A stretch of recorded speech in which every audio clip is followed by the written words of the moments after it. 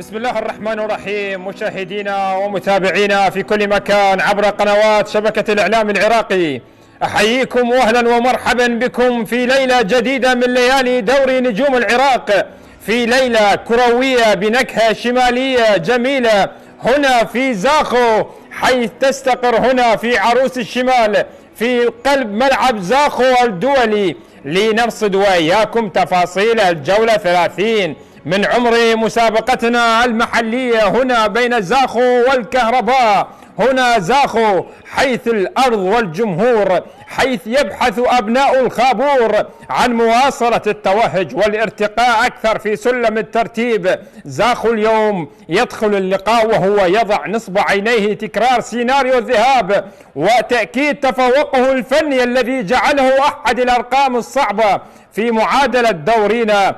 وأما الفريق البرتقالي الكهرباء الضيف القادم من بغداد بطموحات كبيرة لإضاءة سماء زاخو بنتيجة إيجابية، الكهرباء الذي يسعى لرد الاعتبار وتصحيح المسار يدرك تماما أن مواجهة زاخو على ملعبه وبين جماهيره ليست بالمهمة السهلة أبدا، لكنها فرصة لإثبات الشخصية والعودة بالنقاط الثلاث إلى العاصمة.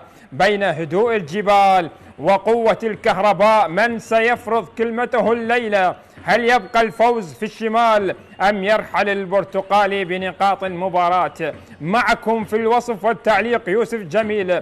كونوا معنا في هذه الرحلة الكروية من الجولة 30 في هذه المباراة التي تجمع زاخو بمواجهة الكهرباء في هذه المواجهة في هذه الليلة في موسم 2025-2026. وها هو الدور الآن يصل إلى الجولة 30. نادي زاخو بمواجهة الكهرباء. طبعا الحديث عن الطاقم التحكيم الذي سيقود هذه المباراة، طبعا مهند قاسم حكمنا الدولي هو من يقود هذه المواجهة، بينما يساعد أحمد صباح مساعد أول، صفد صباح مساعد ثاني، أياد مزاحم حكم رابع، بينما حكام الفار أحمد محمد وواثق مدلل. هكذا هو الطاقم التحكيمي الذي سيقود هذه المباراة المرتقبة والمنتظرة في هذه الليلة التي تجمع القمصان الحمراء زاخو بمواجهة نادي الكهرباء. طبعا زاخو القادم من مغادرة من بطولة دوري أبطال الخليج، ولكن للأمانة نادي زاخو قدم مباريات جميلة، قدم حضور رائع. كنا نمني النفس أن يكون زاخو في مباراة الفاينل في نهائي دوري أبطال الخليج، ولكن حدث ما حدث. والآن زاخو في دورينا يركز الآن بشكل أكبر على دوري نجوم العراق في الجولة 30 أمام هذه الجماهير التي تعطي صورة جميلة وبهية عن دورينا في كل مرة في كل مواجهة. جماهير زاخو المحبة والعاشقة لنادي زاخو في دورينا. طبعا نادي زاخو بقيادة طبعا المدرب أيوب أوديشو يدخل بحراسة المرمى علي كاظم، وكذلك طبعا حسن رائد وشبر علي وحميد علي وجابي كيكي، أحمد إبراهيم، مهدي كامل، هادي صالح، محمد علي، وكذلك ماثيوس لوكاس وديبوتي إيكونا. هكذا هي صافرة البداية أيها الأحبة مشاهدينا في كل مكان، صافرة الحكم الدولي مهند قاسم معلنة عن انطلاقة هذه المباراة. نادي زاخو بالقمصان الحمراء على يسار الشاشة، بينما نادي الكهرباء بالقمصان البيضاء على يمين الشاشة. هنا في زاخو، هنا حيث الجمال، هنا حيث الحضور الجماهيري الذي عودنا دائما أن تكون هذه الجماهير حاضرة ومشجعة، ودائما ما تبقى متواصلة بالحضور لمساندة نادي زاخو. كرة على جهة اليمين لمصلحة نادي زاخو، محاولة للمرور والوصول لمصلحة أبناء الخابور، يلعب الكرة طويلة ولكن الحضور الدفاعي. طبعا نادي الكهرباء بقيادة المدرب أحمد عبد الجبار يدخل بحراسة المرمى علي خالد، وكذلك عباس قاسم، لوكاس دا سيلفا، محمد أوتارا، حسين نعيم، روبن آكوا، ومصطفى صلاح، علي مهدي، أحمد عايد، أوستين أوموتو، والبرازيلي لوكاس سانتوس. هكذا هي تشكيلة وكتيبة نادي الكهرباء في هذه المباراة. وهنا لدينا صافرة ولدينا مخالفة لمصلحة نادي زاخو والبطاقة الصفراء. البطاقة الصفراء تظهر الآن بهذه اللحظات على لاعب نادي الكهرباء، على مصطفى صلاح بهذه اللحظات لمصلحة نادي زاخو. لمصلحة نادي زاخو بهذه اللحظات. نعم، مصطفى صلاح يتلقى البطاقة الصفراء بهذه اللحظات لمصلحة نادي زاخو. لاحظ هنا المرور بشكل رائع جدا، كان لمصلحة شمبر علي في الكرة الماضية، ولكن في النهاية مخالفة لمصلحة أبناء الخابور. مع نظرة لهذا الرجل أيوب أوديشو، نظرة على هذه المباراة ونظرة على أحداثها. الحديث عن أيوب أوديشو صاحب الأربعة ألقاب في الدوري، خبرة كبيرة، مسيرة طويلة في الدوري مع زاخو اليوم. وزاخو الآن يركز كثيرا على دور النجوم في هذه المباراة في الجولات الباقية. هذه كرة خطيرة داخل منطقة الجزاء، ولكن الكرة الماضية مرت إلى خارج أرضية الملعب. هذه كانت عن طريق مهدي كامل الدولي العراقي الذي سبق ومثل منتخباتنا الوطنية. ونظرة على أحمد عبد الجبار، أيضا لاعب دولي سابق، لعب للكرخ ومثل منتخب الشباب والأولمبي. وبالتالي نحن حقيقة موعودين على مواجهة إن شاء الله تكون جميلة ومثيرة بين الفريقين. لا يهمنا من سينتصر، المهم أن نستمتع بأحداث هذا اللقاء. هنا أحمد عبد الجبار الذي طبعا توج بكأس العراق مع الكرخ ضد الكهرباء، ولكن اليوم هو يقود كتيبة الكهرباء في هذه المباراة وفي هذا الموسم. هذه كرة أمامية عادت عند حارس المرمى علي خالد، تلعب الكرة عالية في وسط الميدان. الكرة عادت من جديد لمصلحة نادي الكهرباء، كرة اللعب عالية في وسط الميدان بالراس، عادت من جديد في وسط الميدان. هسه نشاهد هدف يأتي مع بداية اللقاء يشعل فتيل هذه المواجهة ويحرك هذه المدرجات التي تعطي صورة رائعة وجميلة عن دورينا في كل مباراة وفي كل جولة. هنا بالسلامة إن شاء الله للاعب نادي الكهرباء علي مهدي، يشكو من إصابة بينه وبين لاعب نادي زاخو جابي كيكي المحترف الكاميروني، وبالتالي بالسلامة إن شاء الله لعلي مهدي، يشكو من إصابة. التعادل السلبي لا زال قائم وحاضر في أحداث هذا اللقاء. مع البداية قد نشاهد أهداف في قادم الدقائق. الحديث عن طبعا لقاء الذهاب الذي كان في الجولة 12 في تلك المباراة، انتهت طبعا بفوز زاخو بثلاثية. طبعا لقاء الذهاب سجل حينها أوغونا هدفين، وكذلك سجل أورينهو هدف. تلك المباراة التي انتهت بثلاثية. وطبعا أكيد هذا الجمهور وهذه النظرات التي تتأمل وتنتظر أن تتكرر هذه النتيجة في مواجهة الأياب. ولكن على الجانب الآخر نادي الكهرباء، هذا الفريق أيضا الذي يحاول أن يقدم مباراة جيدة في هذه المباراة، وأيضا هو لقاء فيه تحدي أيضا لنادي الكهرباء بعد طبعا المباراة الأخيرة التي لعبها نادي الكهرباء مع نادي نفط ميسان. وطبعا كان هناك قرار بمنح نادي الكهرباء بالانتصار، ولكن ننتظر كلمة الفصل في المواجهة الأخيرة التي كانت بين نادي الكهرباء ونادي نفط ميسان.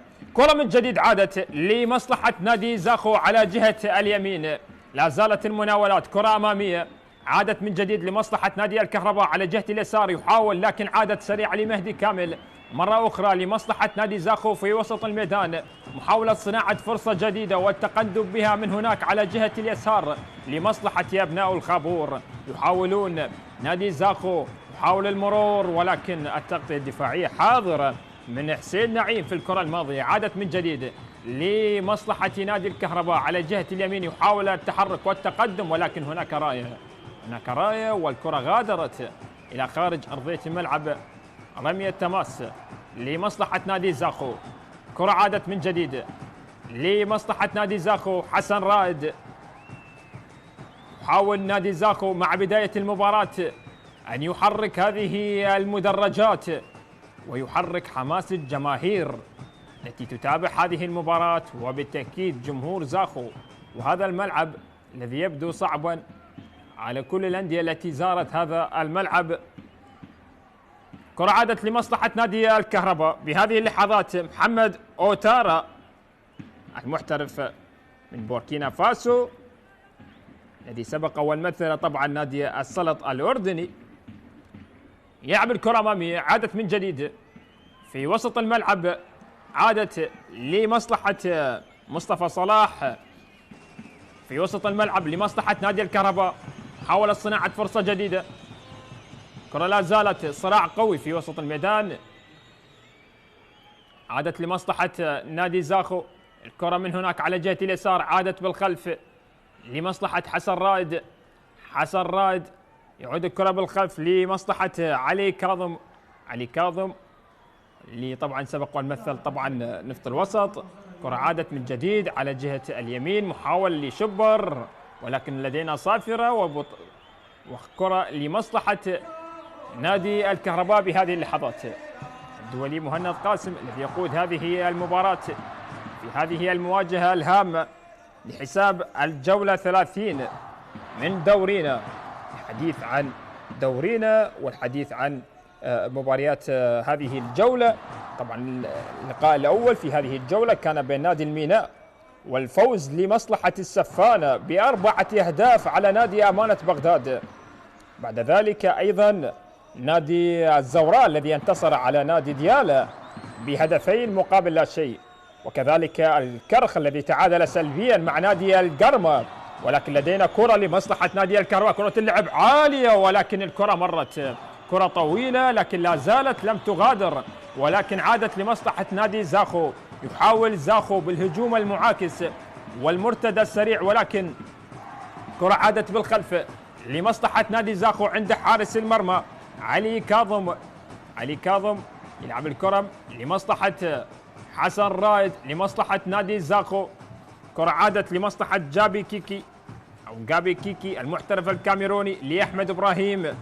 كرة من جديد مهدي كامل، مهدي باليسار ينقل كرة أمامية، ولكن الحضور الدفاعي جيد من دفاعات نادي الكهرباء. الكرة مرت ولكن لدينا هنا صافرة وخطأ يأتي لمصلحة نادي الكهرباء. خطأ يأتي لمصلحة نادي الكهرباء بهذه اللحظات، لمصلحة لاعب نادي الكهرباء بهذه اللحظات محمد أوتارا. كرة من جديد عادت لمصلحة نادي الكهرباء على جهة اليسار، يحاول المرور مصطفى ولكن شبر علي، الحضور مميز لشبر، وبينما كرة جميلة لمصلحة نادي زاخو يحاول ولكن بشكل ممتاز، التغطية الدفاعية كانت حاضرة. كرة لعبت من هناك مرت لمصلحة نادي زاخو. هذا الواضح في الصورة أحمد عايد الذي يقدم مستويات جميلة حقيقة مع نادي الكهرباء في هذا الموسم. كرة لمصلحة علي كاظم، الكرة عادت لمصلحة حسن رائد. زاخو أكثر استحواذ، أكثر نقل للكرة، هذا ما نشاهده، هذا ما نتابعه في هذه المباراة لغاية الآن. وفي هذه الجولة التي شاهدنا فيها أيضا الكرخ الذي تعادل سلبيا مع القرمة 0-0، كذلك الطلبة تعادل مع نوروز بهدفين لهدفين. الشرطة القيثارة الذي حقق انتصار على نادي القاسم ب3 أهداف لهدف، لكن لدينا تعادل سلبي الذي كان بين نادي الموصل ونادي النفط بتعادل سلبي 0-0، بينما المواجهة الأخيرة في هذه الجولة قبل هذه المباراة التي جمعت دهوك بمواجهة الغراف، والمباراة التي انتهت بالتعادل الإيجابي بهدف لهدف. لكن بنفس توقيت هذه المباراة لدينا القوة الجوية مع نادي أربيل، مباريات أكيد مثيرة في هذه الجولة، وخاصة الدوري بدأ يقترب شيئا فشيئا من الوصول إلى الجولات الأخيرة، وبالتأكيد كلما مرت الجولات أصبحت المباريات أقوى، أصبح التنافس أقوى طبعا في سواء كان في المراكز المتقدمة أو حتى في المراكز المتأخرة، وصراع الهبوط في الدوري. صافرة وخطأ، أما الكرة مرت إلى رمية جانبية لمصلحة نادي الكهرباء. كرة من جديد لمصلحة نادي الكهرباء، محاولة للكهرباء في هذه المباراة، محاولة امتصاص زخم حماس لاعبي نادي زاخو بالسيطرة على المباراة، ولكن الكرة سرعان ما قطعت وعادت لمصلحة نادي زاخو. الكرة على جهة اليسار عادت بالخلف، حسن رائد يغير الاتجاه على جهة اليمين، يلعب الكرة لمصلحة شبر علي، لمسات بينه وبين ديبوتي إيغونا ومهدي كامل. مهدي أيضا يغير الاتجاه على جهة اليسار لمصلحة نادي زاخو. جماهير تشاهد تمريرات على المستطيل الأخضر، عادت لمصلحة نادي الكهرباء عن طريق لوكاس سانتوس البرازيلي، يحاول المرور البرازيلي، لعب الكرة لمصلحة مصطفى صلاح.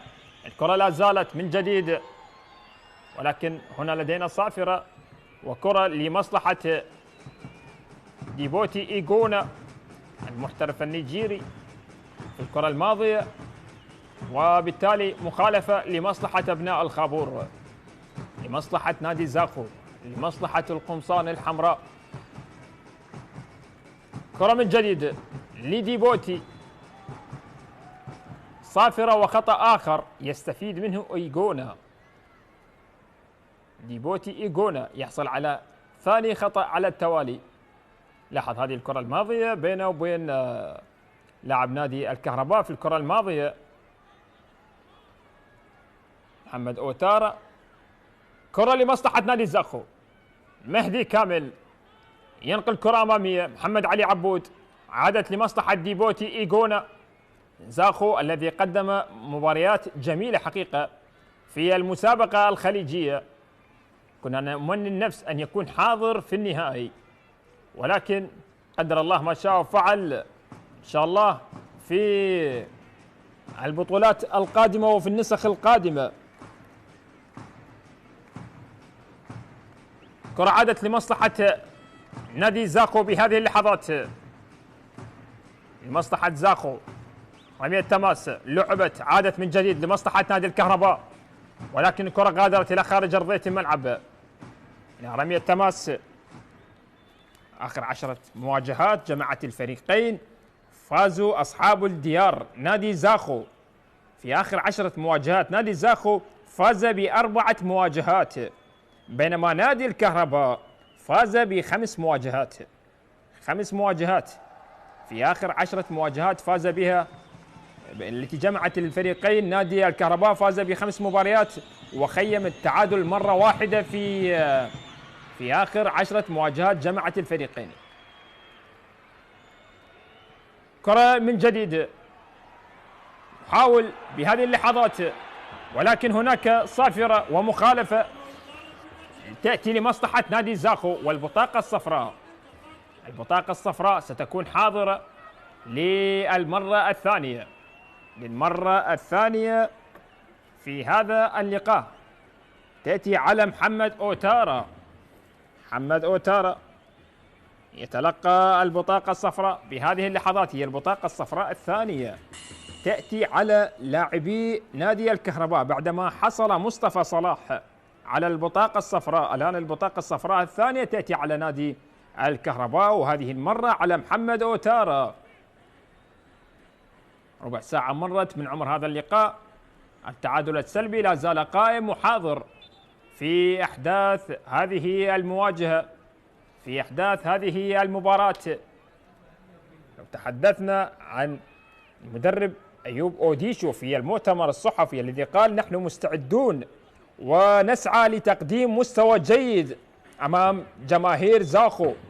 أيضا تحدث عن الغيابات التي دخل بها نادي زاخو هذه المباراة، وهو يفتقد طبعا ل5 عناصر. حديث عن طبعا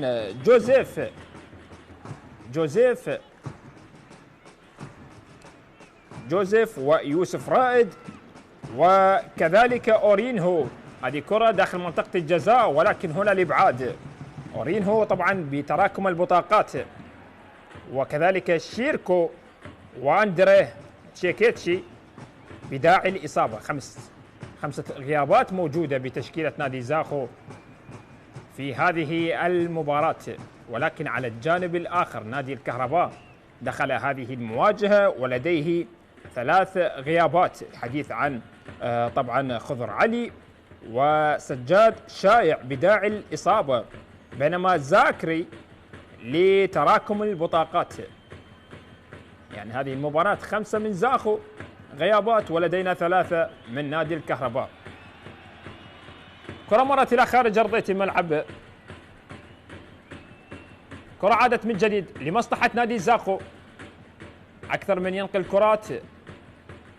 كرة لمصلحة أحمد إبراهيم على جهة اليمين، شبر علي طبعا سبق ومثل نادي النجف، واحد من الأسماء الجيدة في الدوري. كرة لمصلحة شبر علي لمصلحة نادي زاخو، كرة لمهدي كامل. جماهير نسمع هذه الأصوات ودق الطبول، الأصوات التي تعلمنا وتعودنا أن نشاهدها من جماهير زاخو في دورينا.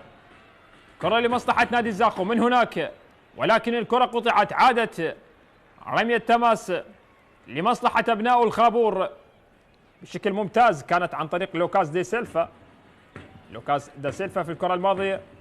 كرة عادت لمصلحة نادي زاخو، حسن راد يعود الكرة بالخلف لأحمد إبراهيم. أحمد إبراهيم واحد من الأسماء المميزة جدا، لاعب منتخبنا الوطني يقدم مستويات مميزة مع منتخبنا.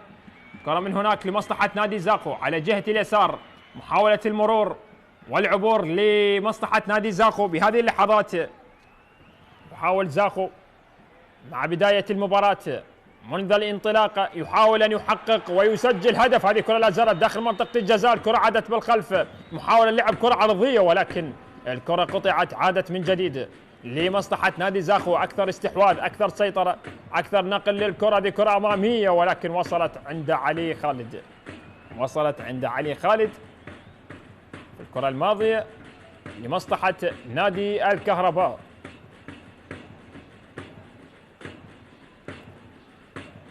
التعادل السلبي لا زال قائم، ولكن قد نشاهد أهداف قادمة.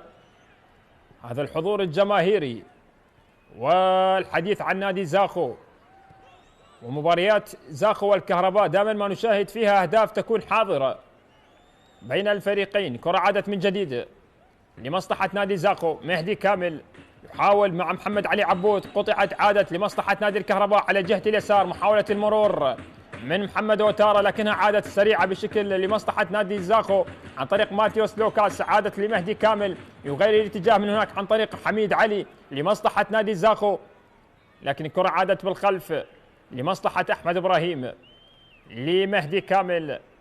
لا شبر علي. الأسماء الموجودة في زاخو أسماء جيدة، خليط من الخبرة والشباب.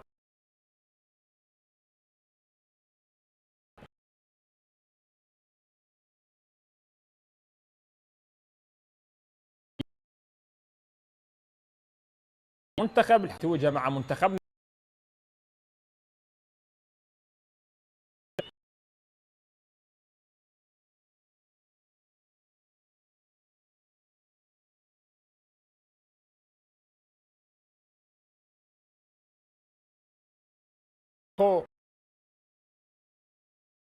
كرة أمامية، استقبال جيد إلى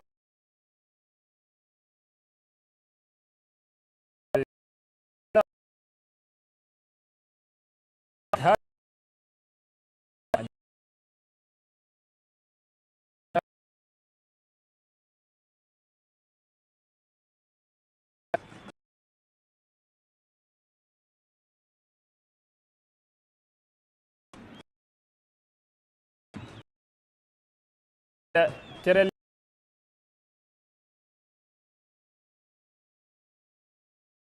لمصلحة نادي زاخو،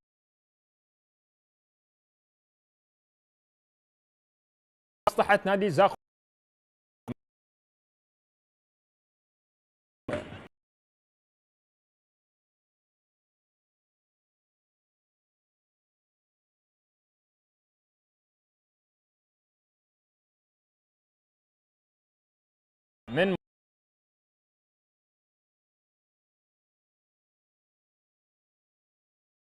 الذي سبق وأن مثل نادي مرة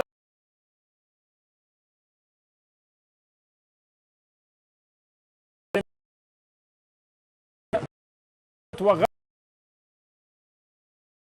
هذه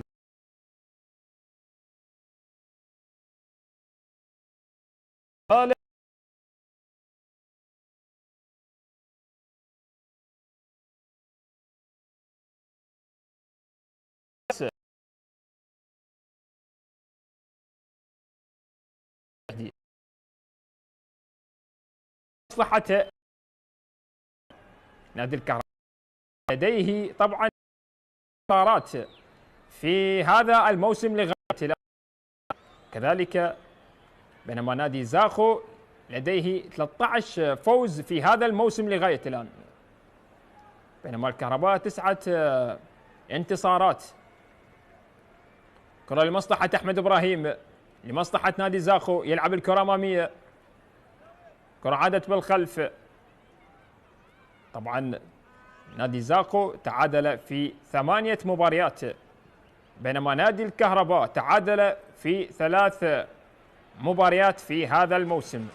طبعا كلا الفريقين خسروا في 7 مواجهات في هذا الموسم. نادي زاخو خسر في 7 مباريات، وكذلك نادي الكهرباء خسر في 7 مباريات. كرة من جديد لمصلحة مهدي كامل، يلعب الكرة أمامية داخل منطقة الجزاء لمصلحة نادي زاخو، يحاول المرور. هذه كرة خطيرة خطيرة، محاولة داخل منطقة الجزاء، محاولة ولكن في الأخير وصلت عند علي خالد. الكرة الخطيرة اللي كانت لمصلحة أبناء الخابور كانت بالإمكان أن تكون هدف، لكن هناك يبدو هناك راية بوجود الكرة الماضية كان في حالة تسلل أم ماذا. الكرة لعبت أمامية من جديد، عادت لمصلحة نادي الكهرباء، عادت في وسط الميدان. كرة أمامية من جديد، عادت لمصلحة نادي الكهرباء، ولكن الحضور الدفاعي بشكل ممتاز في الكرة الماضية من لاعب حسن رائد، عادت لمصلحة علي كاظم. علي كاظم يلعب الكرة من هناك لمصلحة نادي زاخو، تلعب الكرة عالية عند الشبر علي. حديث عن طبعا المباريات التي فاز بها نادي الكهرباء في هذا الموسم.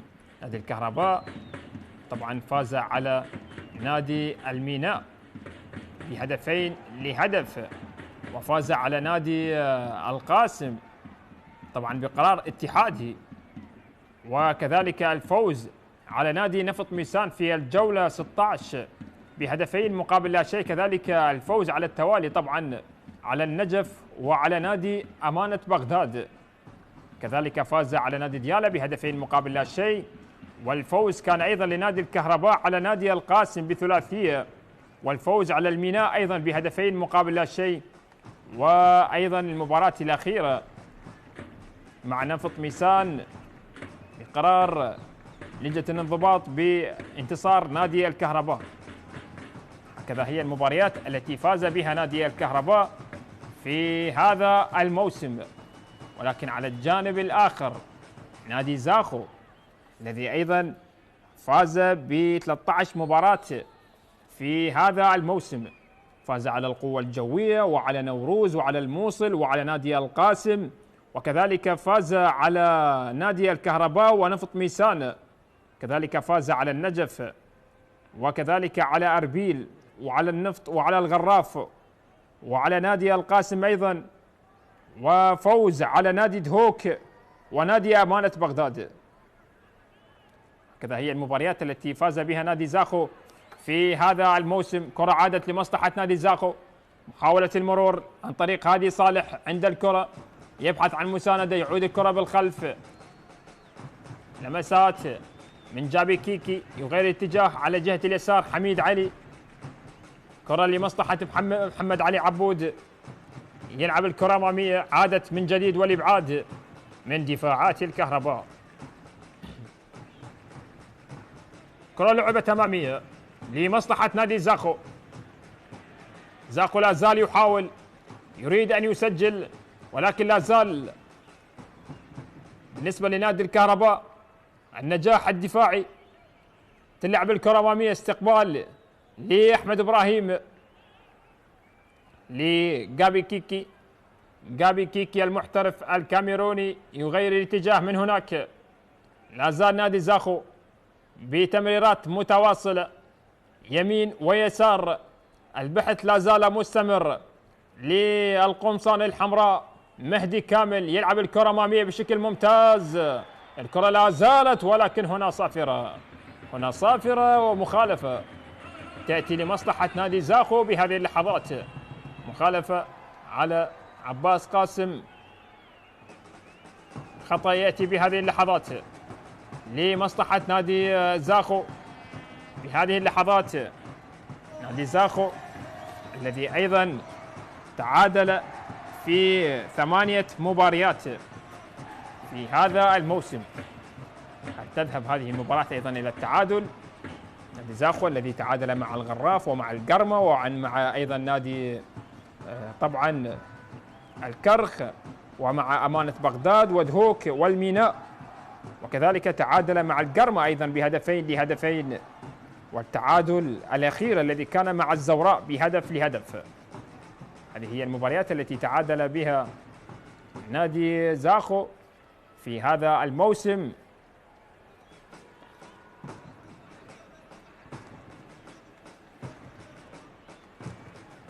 كرة الآن لمصلحة نادي زاخو. هسه نشاهد هدف يأتي من كرة ثابتة. الكرات الثابتة حل من الحلول، هذه خطيرة. الله الله الله الله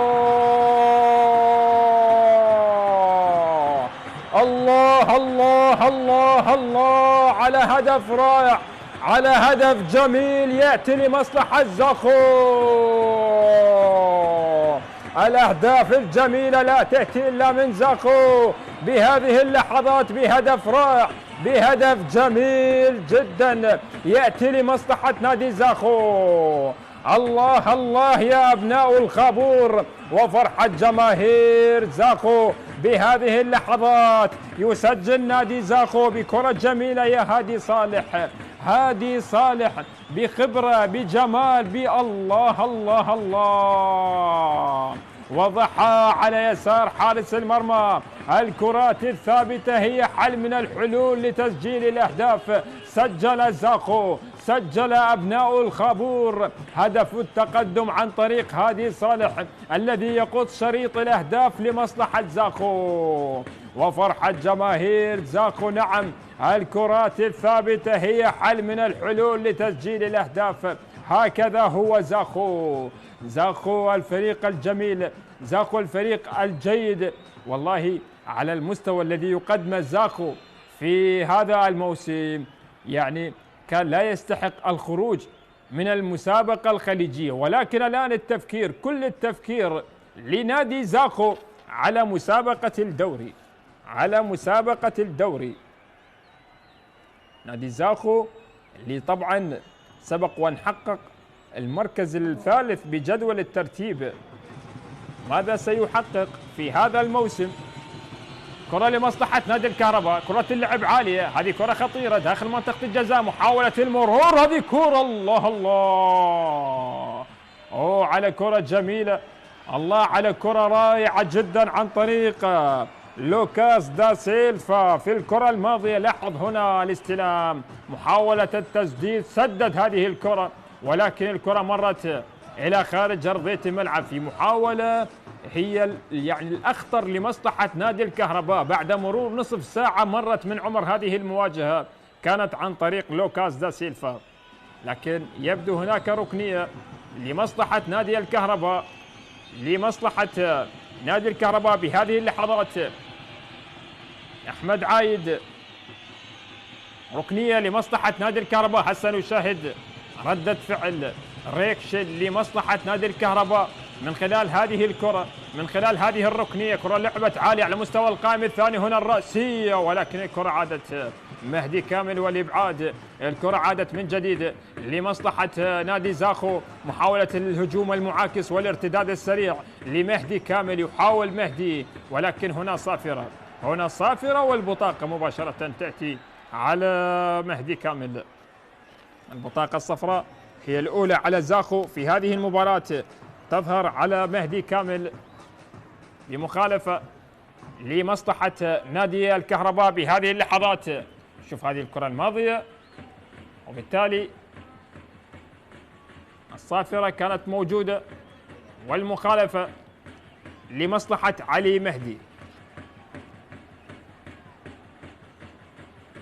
بالسلامة إن شاء الله للاعب نادي الكهرباء، نادي الكهرباء الذي أيضا تعادل في 3 مباريات. طبعا نادي الكهرباء من بين الأندية الأقل تعادلا في هذا الموسم.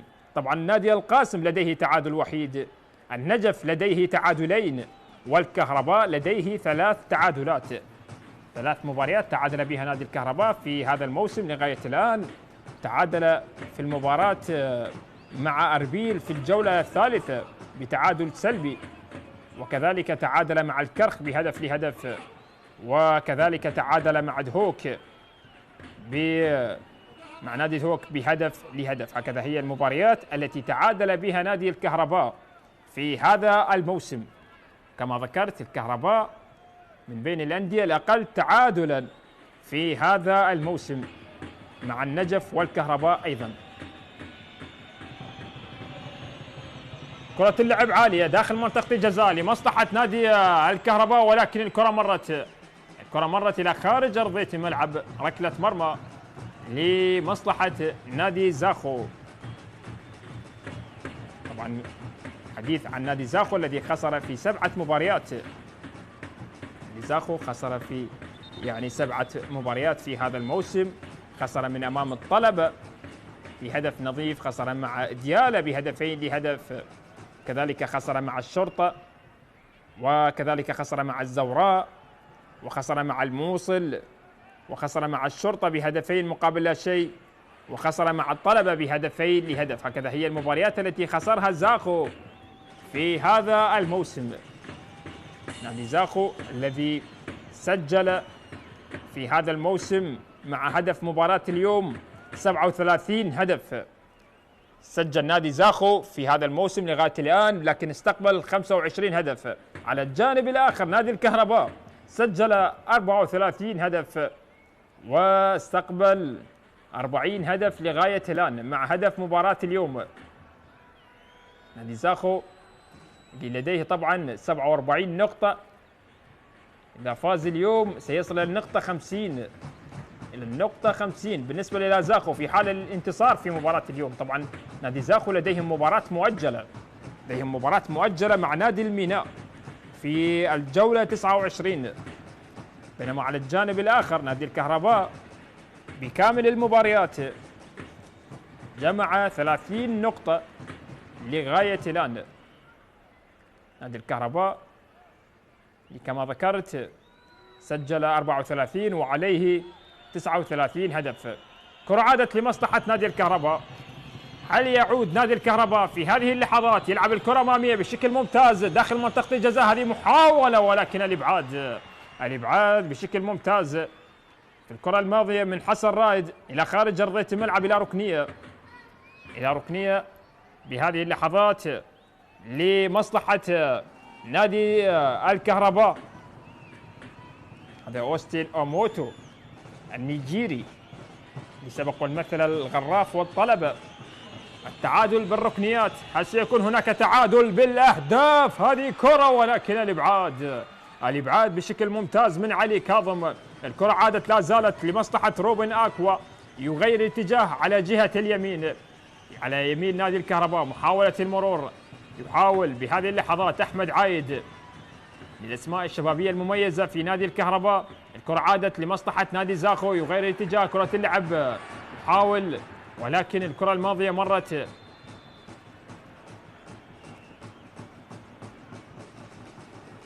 مخالفة لمصلحة نادي الكهرباء، لعبت بشكل سريع، التقدم يأتي، محاولة المرور على جهة اليمين.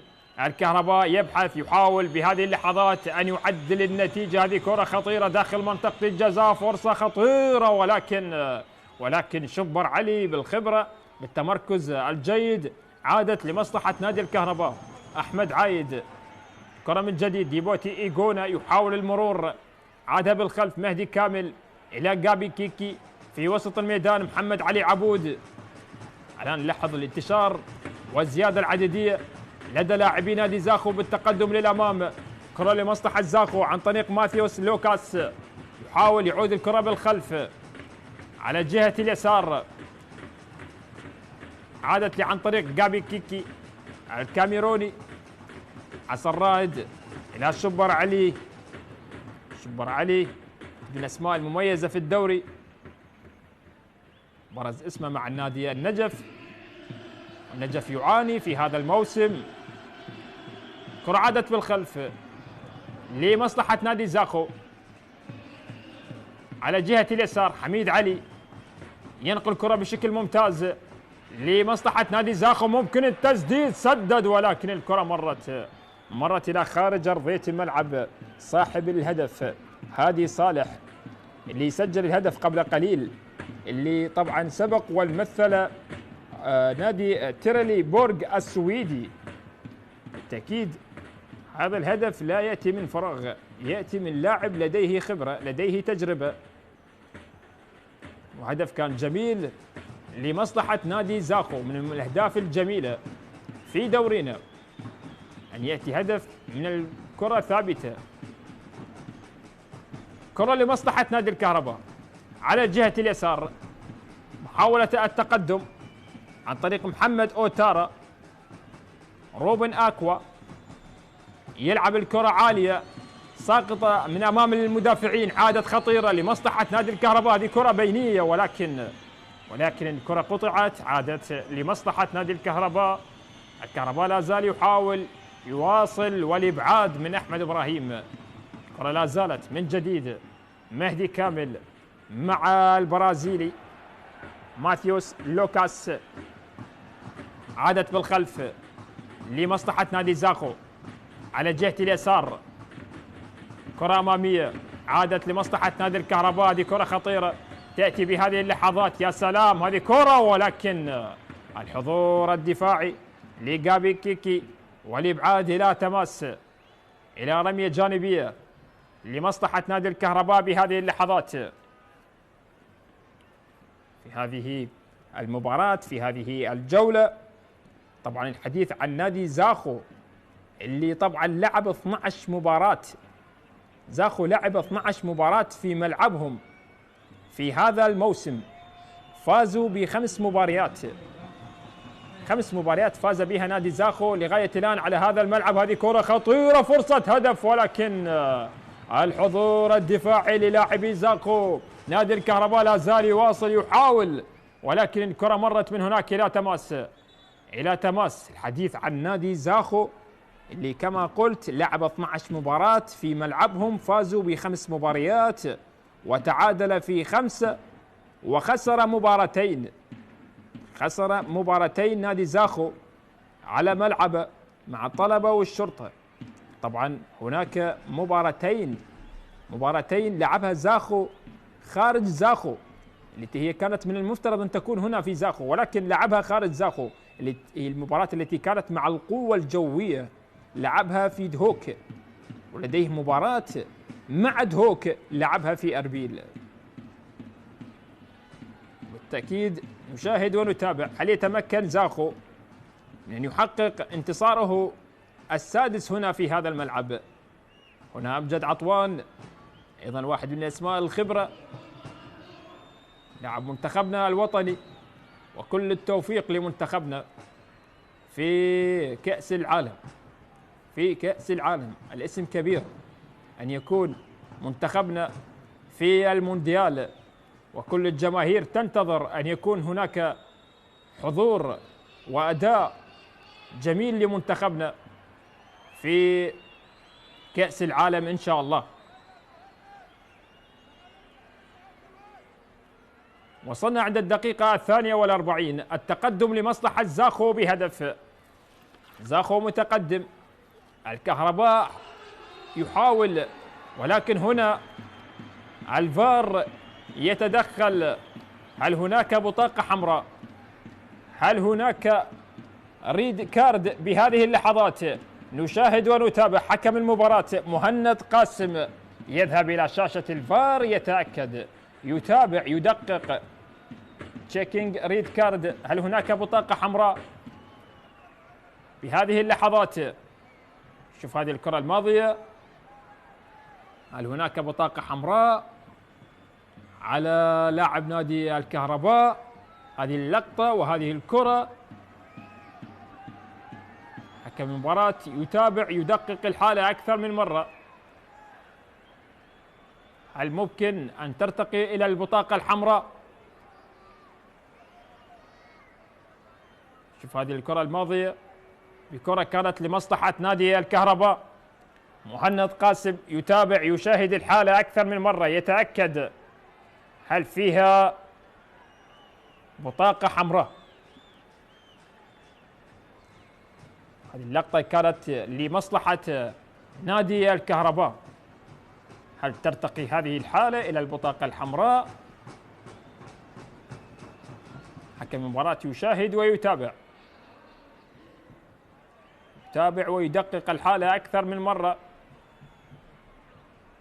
في نهاية هذا الشوط هل سيكون هناك نقص عددي لمصلحة نادي الكهرباء أو على نادي الكهرباء في نهاية هذا الشوط؟ نشاهد ونتابع.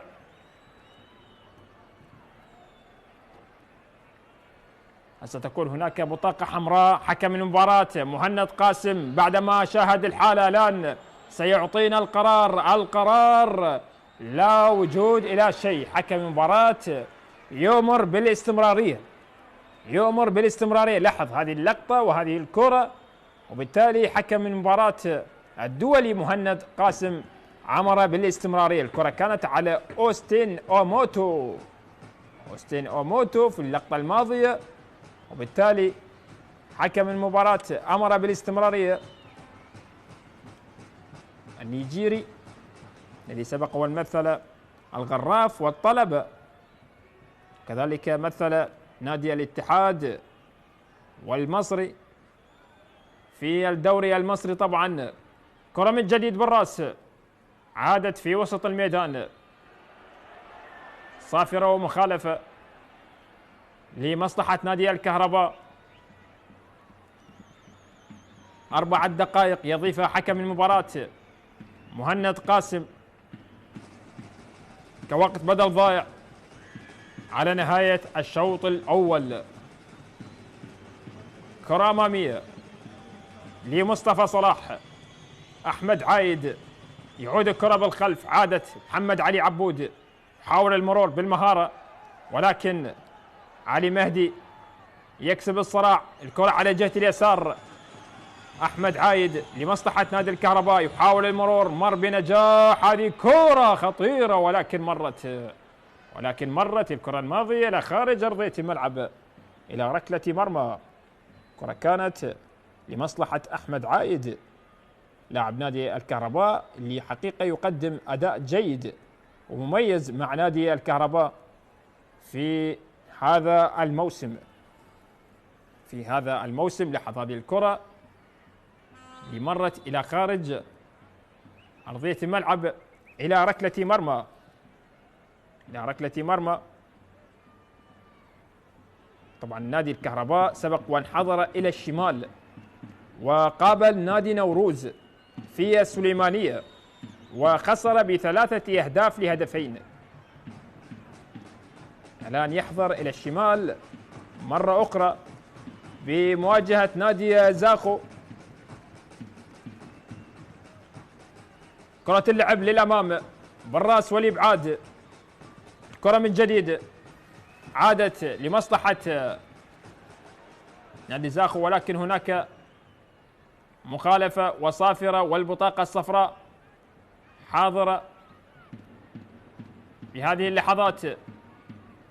البطاقات الصفراء تحضر في هذا الشوط، هذه المرة على جابي كيكي، يتلقى البطاقة الصفراء لاعب نادي زاخو، يتلقى بطاقة صفراء في اللقطة الماضية ومخالفة لمصلحة نادي الكهرباء ولكن الكرة مرت خارج أرضية الملعب أوستين أوموتو. التقدم لا زال لمصلحة نادي زاخو. لاحظ هذه اللقطة الماضية من أوستين أوموتو، وبالتالي مرت إلى خارج أرضية الملعب. ركلة مرمى لمصلحة نادي زاخو. نادي زاخو لغاية الآن متفوق متقدم. فرسان الشمال الذي حقق نتائج مبهرة الموسم الماضي بالنسبة لنادي زاخو. كرة من جديد عادت لمصلحة نادي الكهرباء. تلعب الكرة عالية للأمام بالراس، عادت من جديد لمصلحة نادي زاخو. الكهرباء لا زال يحاول يواصل يبحث في نهاية هذا الشوط من أن يسجل هدف التعادل. هذه التسديدة من أوستين أوموتو، ولكن الكرة قطعت. عادت من جديد لمصلحة نادي زاخو. كرة من هناك في وسط الميدان، روبن أكوا. تمريرات، حاول صناعة فرصة جديدة، حاول التقدم بها إلى الأمام على جهة اليمين لمصلحة نادي الكهرباء. هذه كرة ولكن بشكل ممتاز، استخلاص رائع لحسن رائد في اللقطة الماضية.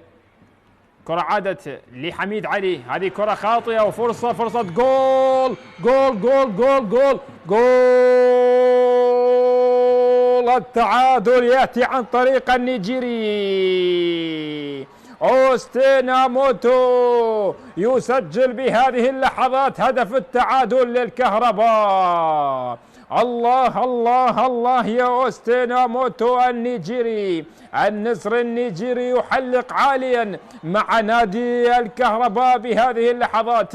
التعادل يأتي لمصلحة الكهرباء. الله على كرة خاطفة خاطئة عادت لمصلحة الكهرباء. سجل أوستين أوموتو بالمكان، بالتمركز، في الزمان والمكان حاضر دائما. هكذا هو أوستين أوموتو، هو المهاجم دائما يحضر في المكان المناسب لتسجيل الأهداف. سجل أوستين أوموتو هدف التعادل في نهاية هذا الشوط لمصلحة نادي الكهرباء. 1-1 ولا واحد أفضل من واحد. التعادل الآن بين الفريقين هدف لهدف بين زاخو والكهرباء.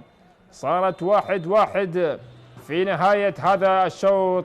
أيها الأحبة مشاهدينا في كل مكان، تأتي صافرة نهاية الشوط الأول والتعادل بهدف لهدف. أيها الأحبة نلتقي إن شاء الله مع بداية الشوط الثاني. استراحة قصيرة ثم لنا عودة.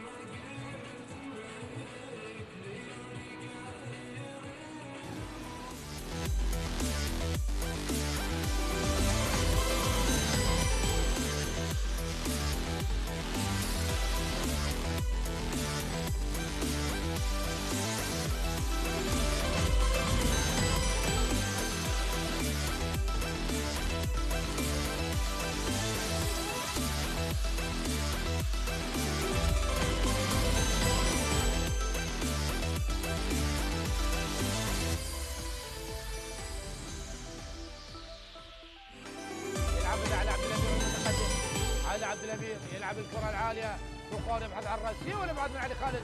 المتابعة من علاء سعد على تصويبه.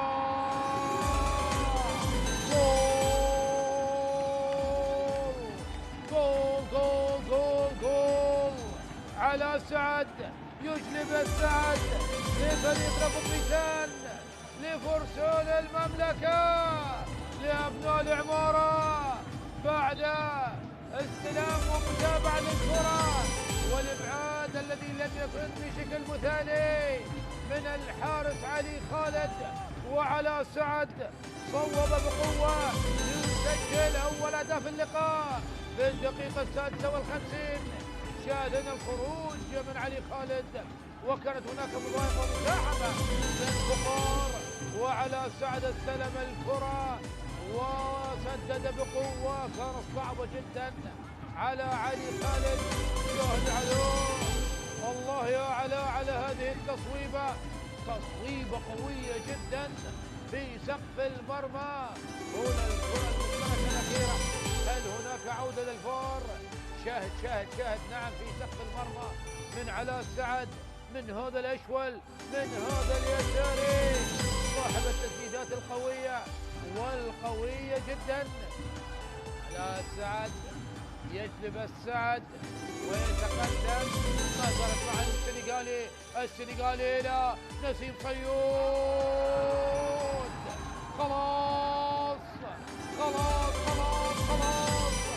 ابن تونس، النصر التونسي يأتي بالهدف الثاني لفرسان المملكة. النصر التونسي يطير هنا في العاصمة بغداد. النصر التونسي يسجل الهدف الثاني القاتل.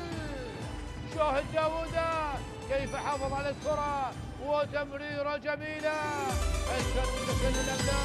لكن هنا الهدف الجميل في الزاوية الصعبة على علي خالد. شاهد كيف لعبها في الزاوية الصعبة من نسيم صيود، يضع كرة الهدف الثاني. وهنا نسيم صيود، أهل العمارة معلمين أهل العمارة على الدبكة الجميلة، دبكة العمارة الجميلة، ونسيم صيود على طريقة أهل العمارة يحتفل بهذا الهدف الثاني. وهنا شاهد حسرة نهاد محمد واحمد كاظم، يطلب من مصطفى محمد الرجوع، تلعب من احمد عايد. هنا الراسية،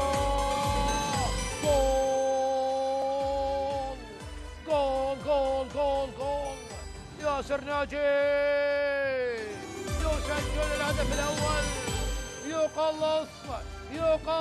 يقلص النتيجة.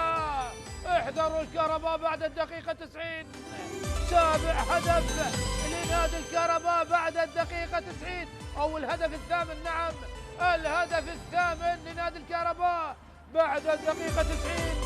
أفضل فترة لتسجيل الأهداف بالنسبة لنادي الكهرباء وبعد الدقيقة 90، حيث سجل 7 أهداف، وهذا هو الهدف الثامن عن طريق ياسر ناجي الذي يقلص النتيجة.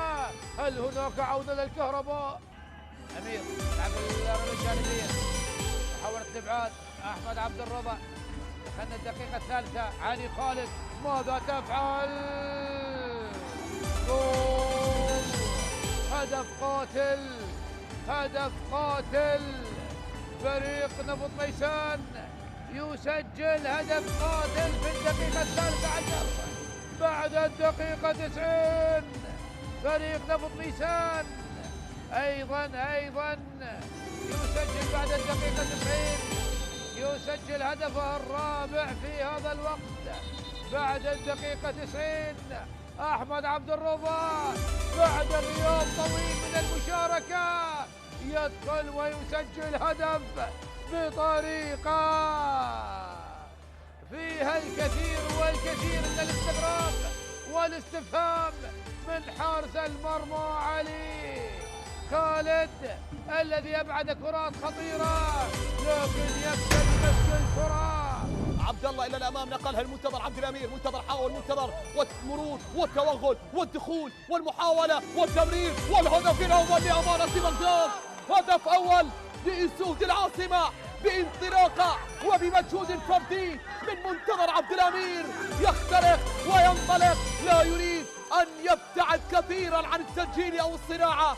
نعم حضر وسجل في المباراه الماضيه وبثنائيه من خلالها ارتقى بالفريق وانتصر. والآن يمر ويخترق ويصنع ويمرر برو فلافيو الأنغولي يحتفل نعم مع مواطن بيدرو آمور، وبالرقصة التقليدية الأنغولية يحتفلون وبسعادة غامرة. برو فلافيو يسجل رابع أهدافه في الدوري. سيدريك ناكا هذا هو منتظر، هذا هو المصدر، هذا هو الممرر، هذا هو المنطلق، وبمجهود كبير له 85% من الهدف، 85% من الهدف. انطلاق من أمام علي لطيف والمرور والاختراق والتمرير والهدف الأول لمصلحة نادي أمانة بغداد، والمرور والعبور وتسجيل أول أهداف المباراة. أمامية، محاولة عرضية، متابعة رأسية، الله الله،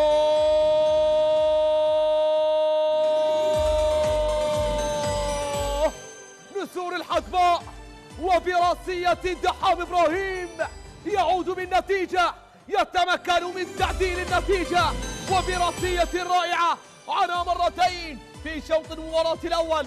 كانت مباراتهم كانوا هم الأقرب للتسجيل، ولكن تغير كبير في شوط المباراة الثاني، تراجعوا. ولكن تحدثت وقلت بأن الفريق يقترب من التعادل، يقترب من التسجيل، واقترب وسجل دحام إبراهيم على مرتين بمحاولتين من روش بونينغ. جاءت الأولى نعم أو علاء الدين الدالي، علاء الدين الدالي بكرة وتمريرة أمامية، علاء الدين الدالي أسيست رأسية، ومن هناك دحام إبراهيم يقتلع من هناك هدف التعادل ويقتنص هدف أول لفريق نادي الموصل في هذه اللحظات بعرضية متقنة على رأس اللاعب علاء الدين الدالي، ومن هناك يودعها دحام إبراهيم بهدف التعادل. كرة اللعب خطيرة داخل منطقة الجزاء، هذه فرصة، محاولة، فرصة، جول، جول أول يأتي في المباراة. الله الله الله الله، كنت أتحدث عن جاهزية نوروز وعن أسماء نوروز. الآن يسجل أبناء السليمانية هدف أول يقص شريط الأهداف بهذه اللحظات لمصلحة نادي نوروز. جول يأتي لمصلحة أبناء السليمانية.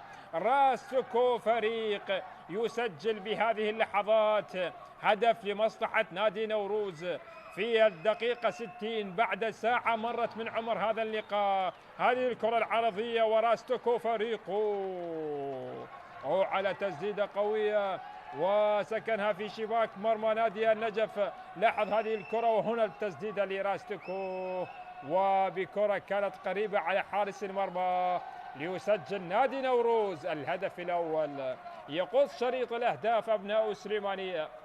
خطيرة لمصلحة نادي النجف، هذه كرة خطيرة داخل منطقة الجزاء بالراس، هذه خطيرة، محاولة، جول، الله الله الله الله، عادت الغزلان إلى صولاتها المعهودة. يسجل رضا فاضل بهذه اللحظات، الله الله الله، النجف يبحث عن هدف، جاء الهدف لنادي النجف.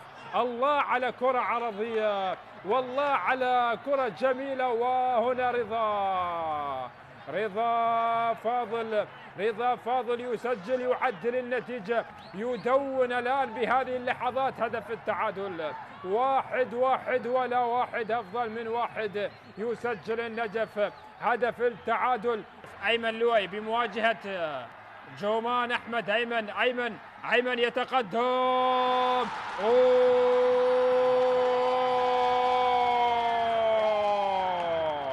عاد النجف، عادت غزلان البادية إلى صولاتها. سجل النادي النجف الهدف الثاني، جول ثاني يأتي الآن لمصلحة نادي النجف. فرحة كل جمهور النجف في المدرجات، وكل من يتابع المباراة خلف الشاشات. هدف بهذه اللحظات يأتي الآن لمصلحة نادي النجف. الحارس في جهة والكرة في جهة، يسجل النجف ويقلب النتيجة.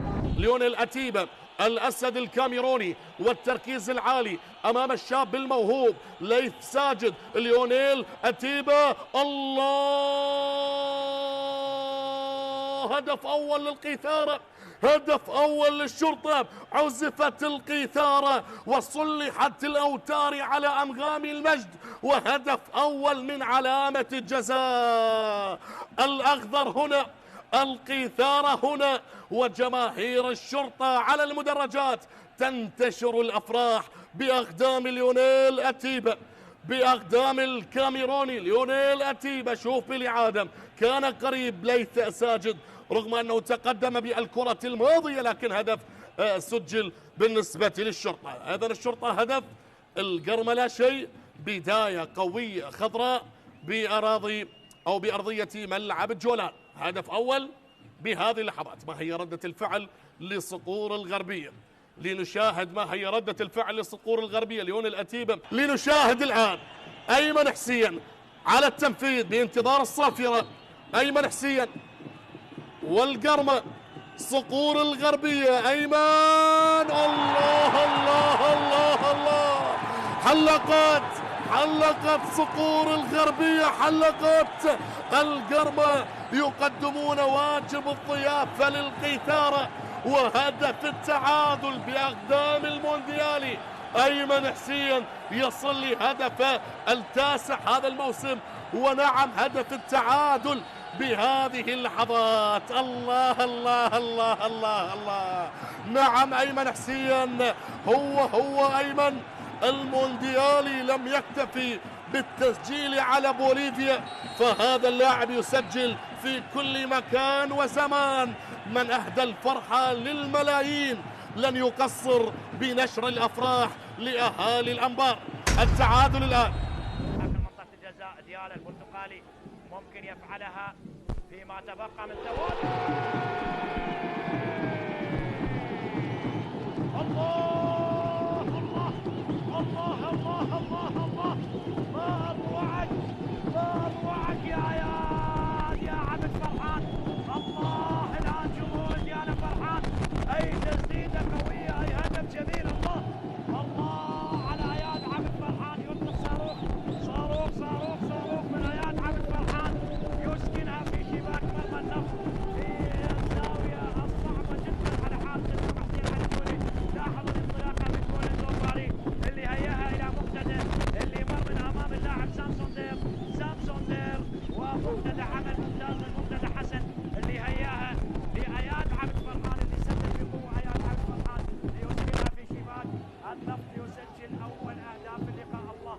الله على هدف جميل، الله على هدف رائع لفريق ديالا وعن طريق اياد عبد فرحان، وهو رابع اهدافه خلال هذا الموسم بعد ما سجل في مرمى اربيل، وهدفين على فريق نادي القاسم. الان ياتي ويسجل في مرمى النفط واحد من اجمل اهداف هذه الجوله.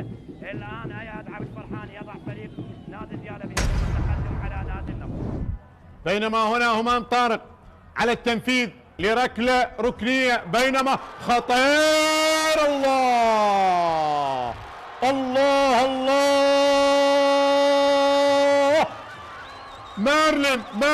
مارلين الأوزبكي هز الشباك. شوبانوف يتقدم بأول أهداف المباراة بالنسبة لنادي أربيل. هولير الإمبراطور يتقدم في الدقائق الأخيرة من زمن الشوط الأول. هكذا إذن فرحة الأنصار من على المدرجات في الدقيقة 42. أحداث الشوط الثاني من اللقاء الذي يجمع زاخو مع نادي الكهرباء في الجولة 30 لمن التحق بنا الآن. الشوط الأول انتهى بالتعادل بهدف لهدف. سجل زاخو أولا وعادل الكهرباء في نهاية الشوط، مما يجعل الشوط الثاني مثير. سيكون الشوط الثاني جميل إن شاء الله. في هذا الشوط الثاني من هذه المباراة. كرة من جديد لمصلحة نادي زاخو، ولكن الكرة عادت من هناك، ولكن صافرة وخطأ في هذه اللحظات لمصلحة نادي زاخو. نادي زاخو الذي قدم شوط جيد فيه استحواذ فيه فرص، ولكن هدف جاء لمصلحة نادي الكهرباء غير كل الأمور عن طريق أوستين أوموتو الذي عادل نتيجة اللقاء في نهاية الشوط الأول. الهدف الجميل اللي شاهدناه لنادي زاخو في الشوط الأول. هسه نشاهد أهداف جميلة في الشوط الثاني من هذه المباراة. كرة عن طريق جابي كيكي لمصلحة نادي زاخو على جهة اليسار. يحاول نادي زاخو في الشوط الثاني. حسن رائد إلى جابي كيكي في وسط الميدان لمصلحة أحمد إبراهيم. بهذه اللحظات أبناء الخابور ماذا سيفعل في الشوط الثاني نادي زاخو الذي يبحث عن انتصار في هذه المباراة في هذه الجولة. كرة اللعب المهدي كامل ولكنها قطعت، عادت سريعة لمصلحة أوستين أوموتو، عادت لمصلحة حميد علي عند حارس المرمى علي كاظم. بهذه اللحظات نادي زاخو يعني لم ينتصر في ملعبه في آخر 4 مباريات في هذا الموسم في ملعبه. آخر 4 مباريات لعبها زاخو في ملعبه هنا لم ينتصر، لا مع القرمة ولا مع الشرطة ولا مع الزوراء ولا مع الطلبة. هذه آخر 4 مباريات لعبها زاخو في هذا الموسم في ملعبه. حديث عن تعادل مع الزوراء بهدف لهدف هنا في هذا الملعب، التعادل والخسارة مع الطلبة طبعا بهدفين لهدف، كذلك الخسارة مع الشرطة بهدفين مقابل لا شيء، والتعادل مع القرمة بهدفين لهدفين. كذا هي آخر 4 مباريات لم يتمكن نادي زاخو من الفوز في ملعبه، ولكن آخر فوز لزاخو في ملعبه في هذا الموسم كان في الجولة 20 على نادي الغراف بهدفين. هكذا المباراة التي كانت آخر فوز لزاخو في ملعبه كانت في الجولة 20 والفوز على الغراف بهدفين. أزالت المباراة بالتعادل بهدف لهدف. الشوط الثاني لا شك أنه سيكون مثير. زاخو الذي يبحث عن انتصار في هذه المباراة. كرة اللعب خطيرة لمصلحة نادي الكهرباء على الجهة اليمين، ولكن يشكو من إصابة بالسلامة إن شاء الله للاعب نادي الكهرباء بهذه اللحظات. أوستين أوموتو محترف النيجيري يشكو من إصابة هذه اللحظات. نادي الكهرباء الفريق الذي تأسس في عام 2001 تحدث عن أفضل مركز لنادي الكهرباء، يحقق المركز الخامس مرتين. نادي الكهرباء حقق المركز الخامس مرتين في موسم 2017 2018 وكذلك موسم 2022 2023. سلامة إن شاء الله لأوستين أوموتو المحترف النيجيري. وكذلك بالنسبة لنادي الكهرباء الذي وصل نهائي كأس العراق مرتين أيضا في موسم 2018 2019 والخسارة مع الزوراء بهدف نظيف. كذلك أيضا وصل إلى نهائي كأس العراق مرة ثانية مع نادي الكرخ في موسم 2021 2022 والخسارة مع الكرخ بهدفين لهدف. من جابي كيكي لمصلحة أحمد إبراهيم، لمصلحة نادي زاخو يلعب الكرة أمامية، كرة عادت لمصلحة نادي الكهرباء على جهة اليسار، تلعب الكرة أمامية، عادت من جديد لمصلحة نادي زاخو. جابي كيكي يلعب الكرة على جهة اليسار عن طريق حميد علي، عند الكرة يبحث عن مساندة، يعود الكرة بالخلف لمصلحة نادي زاخو. محمد علي عبود لأحمد إبراهيم، زاخو يبحث، زاخو لا زال يريد أن يحقق انتصار ويخطف النقاط الثلاث في هذه المباراة. كرة مرت إلى خارج أرضية الملعب إلى تماس، رمية جانبية هذه اللحظات لمصلحة نادي الكهرباء. هنا تبديل دخول لمصلحة نهاد محمد يشترك بهذه اللحظات. نهاد إذن يشترك بتشكيلة نادي الكهرباء، بينما يغادر أوستين أموتو صاحب الهدف التعادل لنادي الكهرباء. نادي الكهرباء بقيادة المدرب أحمد عبد الجبار، كذلك الحديث عن حسين زهراوي مشرف الفريق وضياء عبد الحسين مدير الفريق. كرة لمصلحة نادي زاخو على جهة اليسار، حميد علي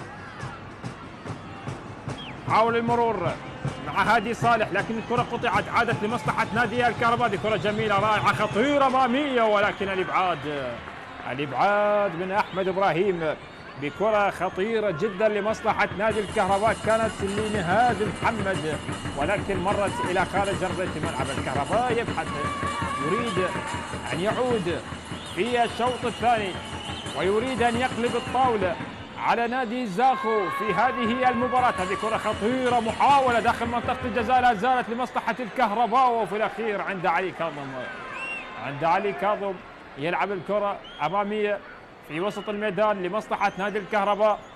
محاولة صناعة فرصة جديدة لبرتقال العاصمة نادي الكهرباء، هذه المرة بالقمصان البيضاء.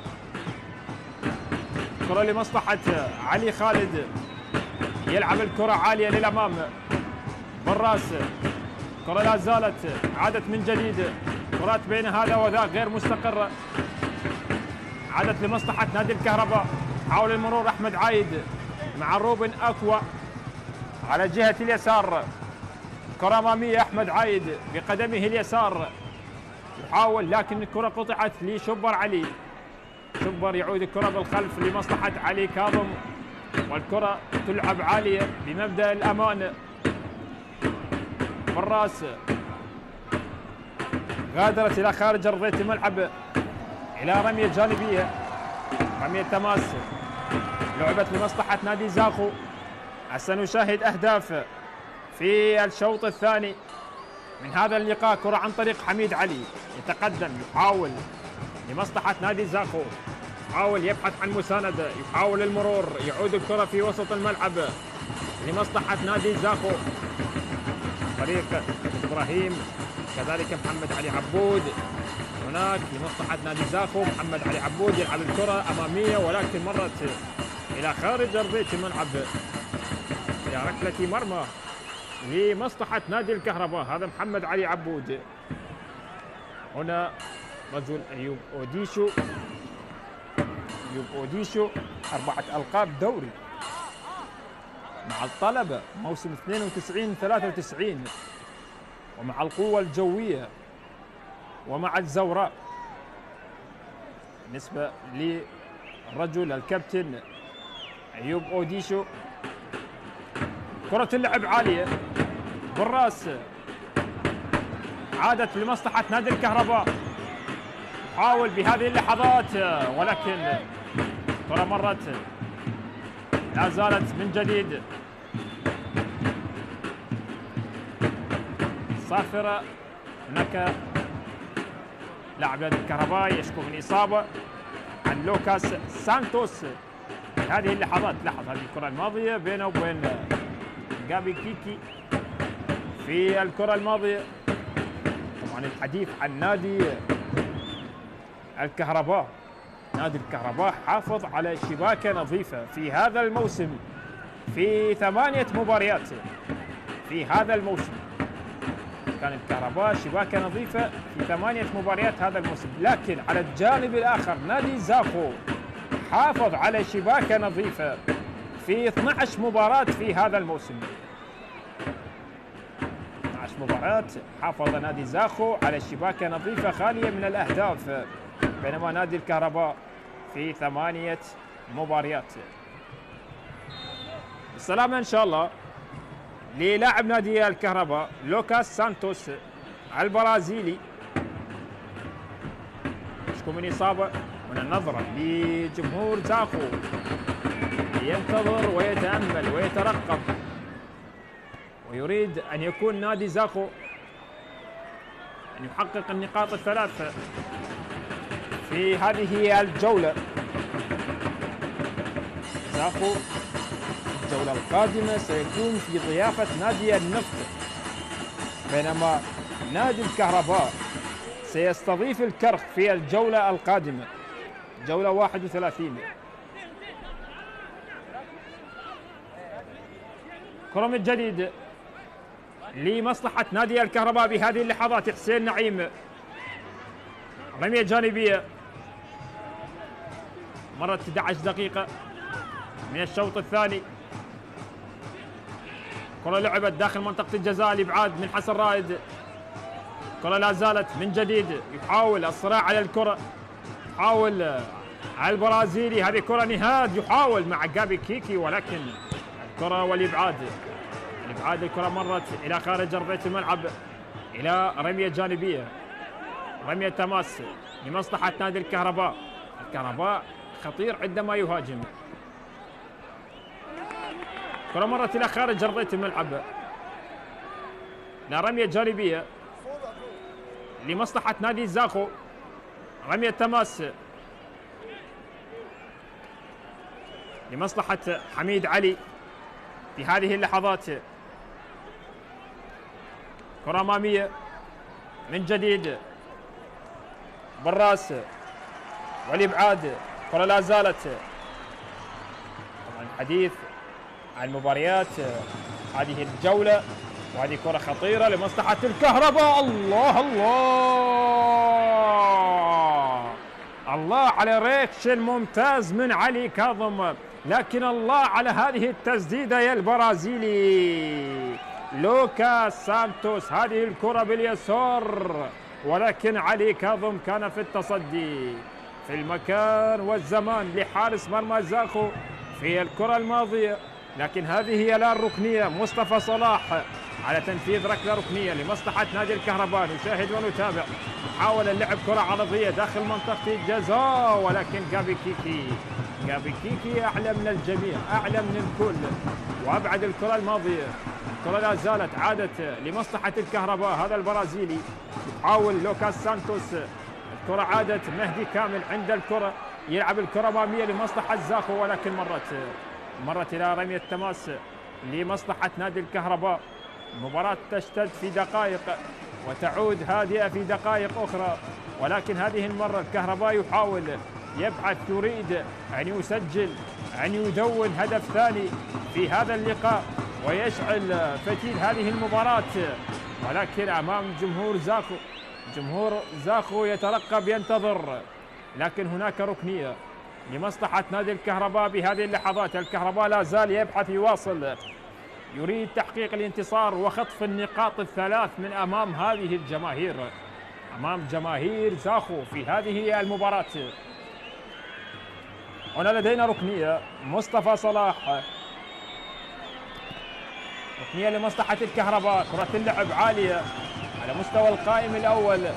كرة لا زالت حسن رائد بالمتابعة، لا زالت نهاد حاول، لكن هناك صافرة وكرة لمصلحة الكهرباء في المكان الذي سجل منه زاخو الهدف الأول، في مكان خطير قريب على المرمى لمصلحة نادي الكهرباء. والبطاقة الصفراء حاضرة، البطاقة الصفراء على ديبوتي إيغونا، يتلقى البطاقة الصفراء بهذه اللحظات على ديبوتي إيغونا. شوف هذه اللقطة الماضية، وبالتالي مخالفة. هذا التدخل اللي كان على نهاد محمد على البديل بتشكيلة الكهرباء.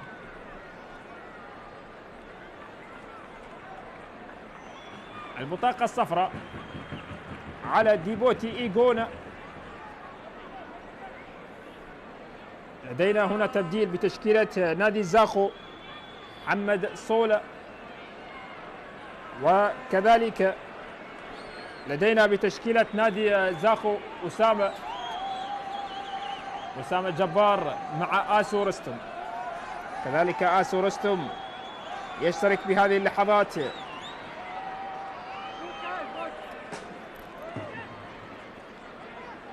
هنا بتشكيلة زاخو دخول لمحمد صولة في هذه اللحظات.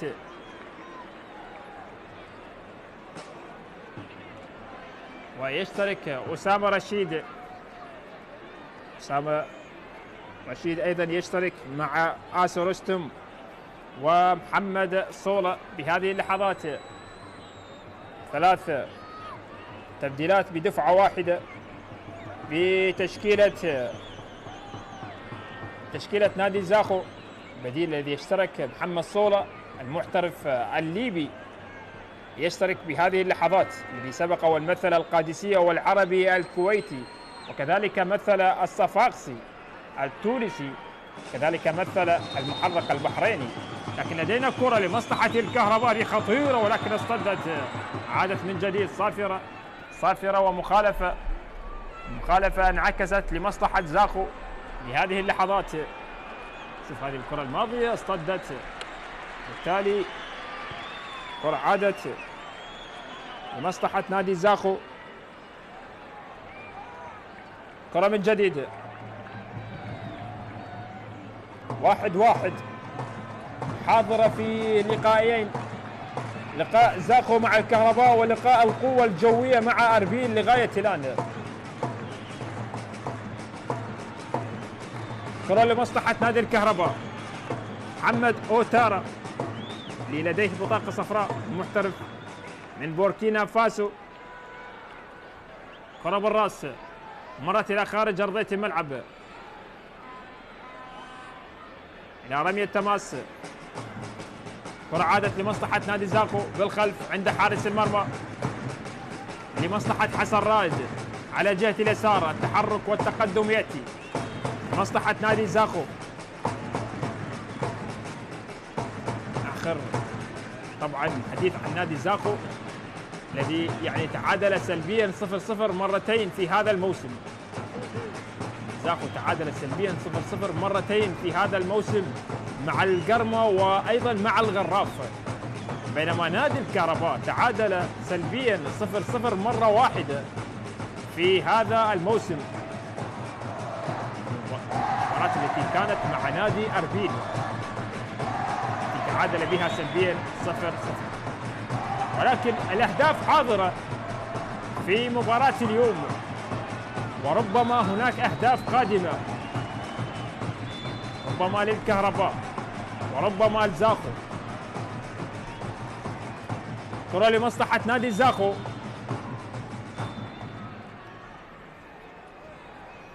حالات التسلل، حالتين تسلل على نادي الكهرباء.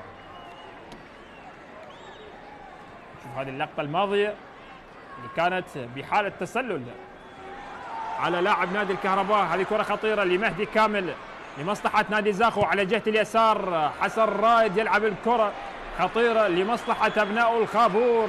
هذه كرة خطيرة بهذه اللحظات زاخو، لكن الكرة قطعت، عادت من جديد لمصلحة، يا سلام على هذا الالتفاف بشكل ممتاز داخل منطقة الجزاء إلى ديبوتي إيغونا يحاول مع محمد علي عبود، يحاول المرور، ولكن في الأخير مرت إلى خارج أرضية الملعب. ركلة مرمى لمصلحة نادي الكهرباء.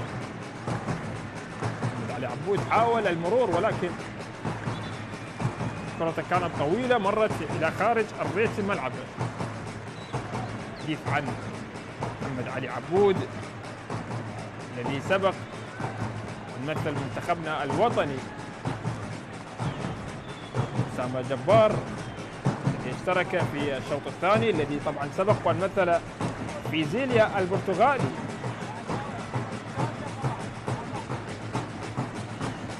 كرة من جديد عادت عباس قاسم، كرة عادت سريعة لمصلحة نادي زاخو. فرصة الهدف الثاني خطيرة لأبناء الخابور، فرصة جول، فرصة جول. الله الله الله الله الله. صنفوني التبديلات من جديد. أبناء الخابور يسجلون بهذه اللحظات. الله الله الله. سجل زاكو بسمفونية كروية تعزفها الجبال، ولا صوت يعلو فوق صوت أبناء الخابور، لا صوت يعلو فوق صوت جمهور زاكو. جول ثاني يأتي لمصلحة نادي زاكو. سجل بهذه اللحظات هو البديل الناجح. اشترك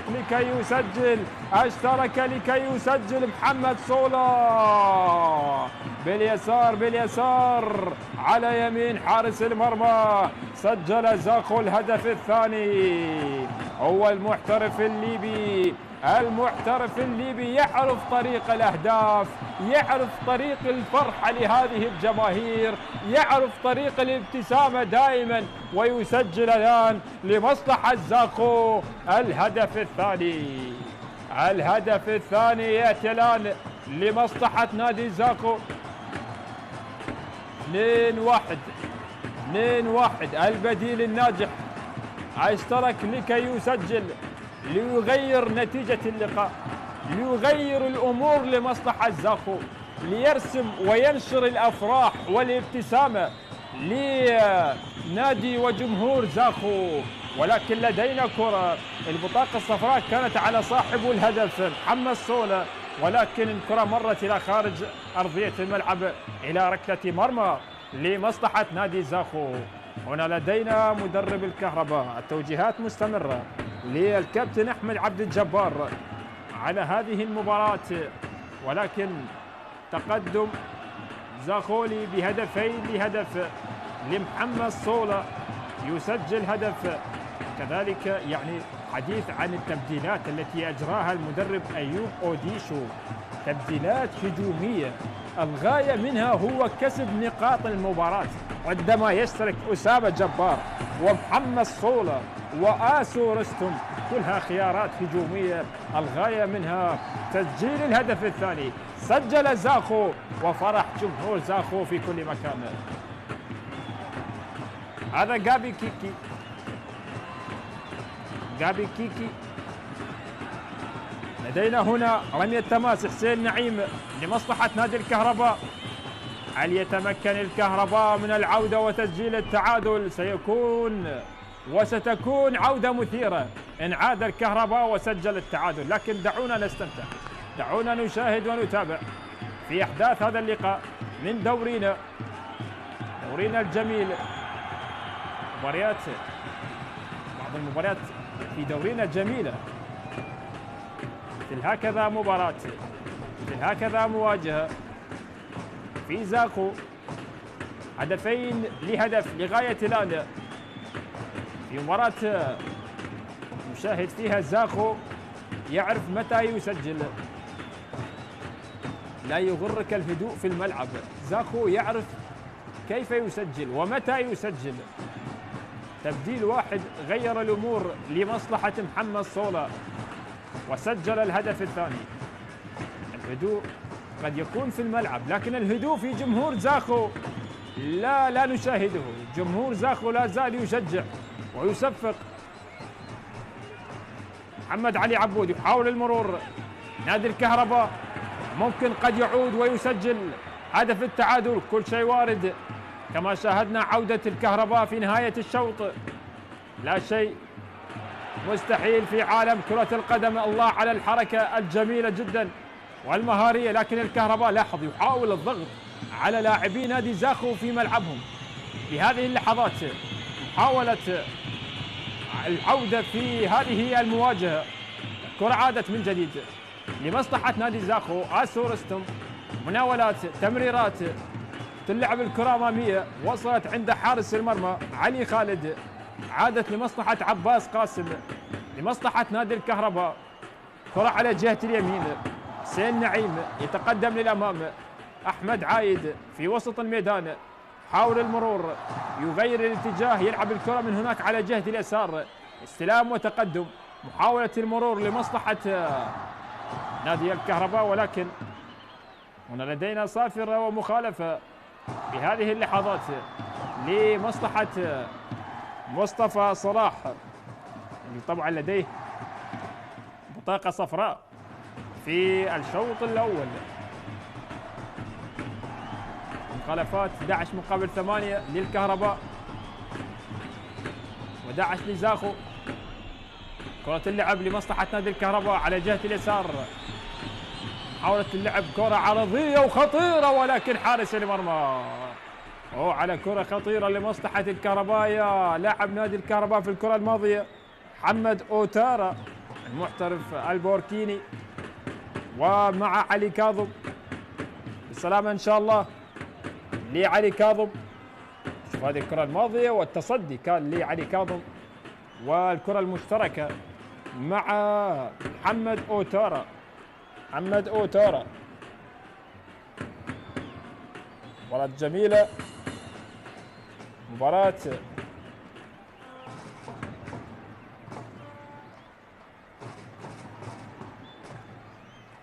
علي كاظم وهذه الجماهير التي ترسم أجمل اللوحات في مدرجات زاخو دائما وأبدا.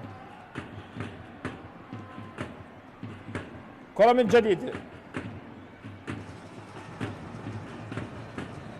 لمصلحة نادي زاخو على جهة اليمين، بالراس عادت من جديد في وسط الميدان، محاولة التقدم والتحرك لنادي زاخو. هل يفرط نادي زاخو بهذه النقاط الثلاث؟ ممكن، ولكن على الجانب الآخر نادي الكهرباء يبقى لديه الأسماء، وممكن في أي لحظة أن يسجل. زاخو أكثر استحواذ في المباراة لغاية الآن. صافرة ومخالفة وخطأ لمصلحة نادي زاخو بهذه اللحظات. طبعا اللي غادر لوكاس وحميد علي أيضا غادر بتشكيلة نادي زاخو.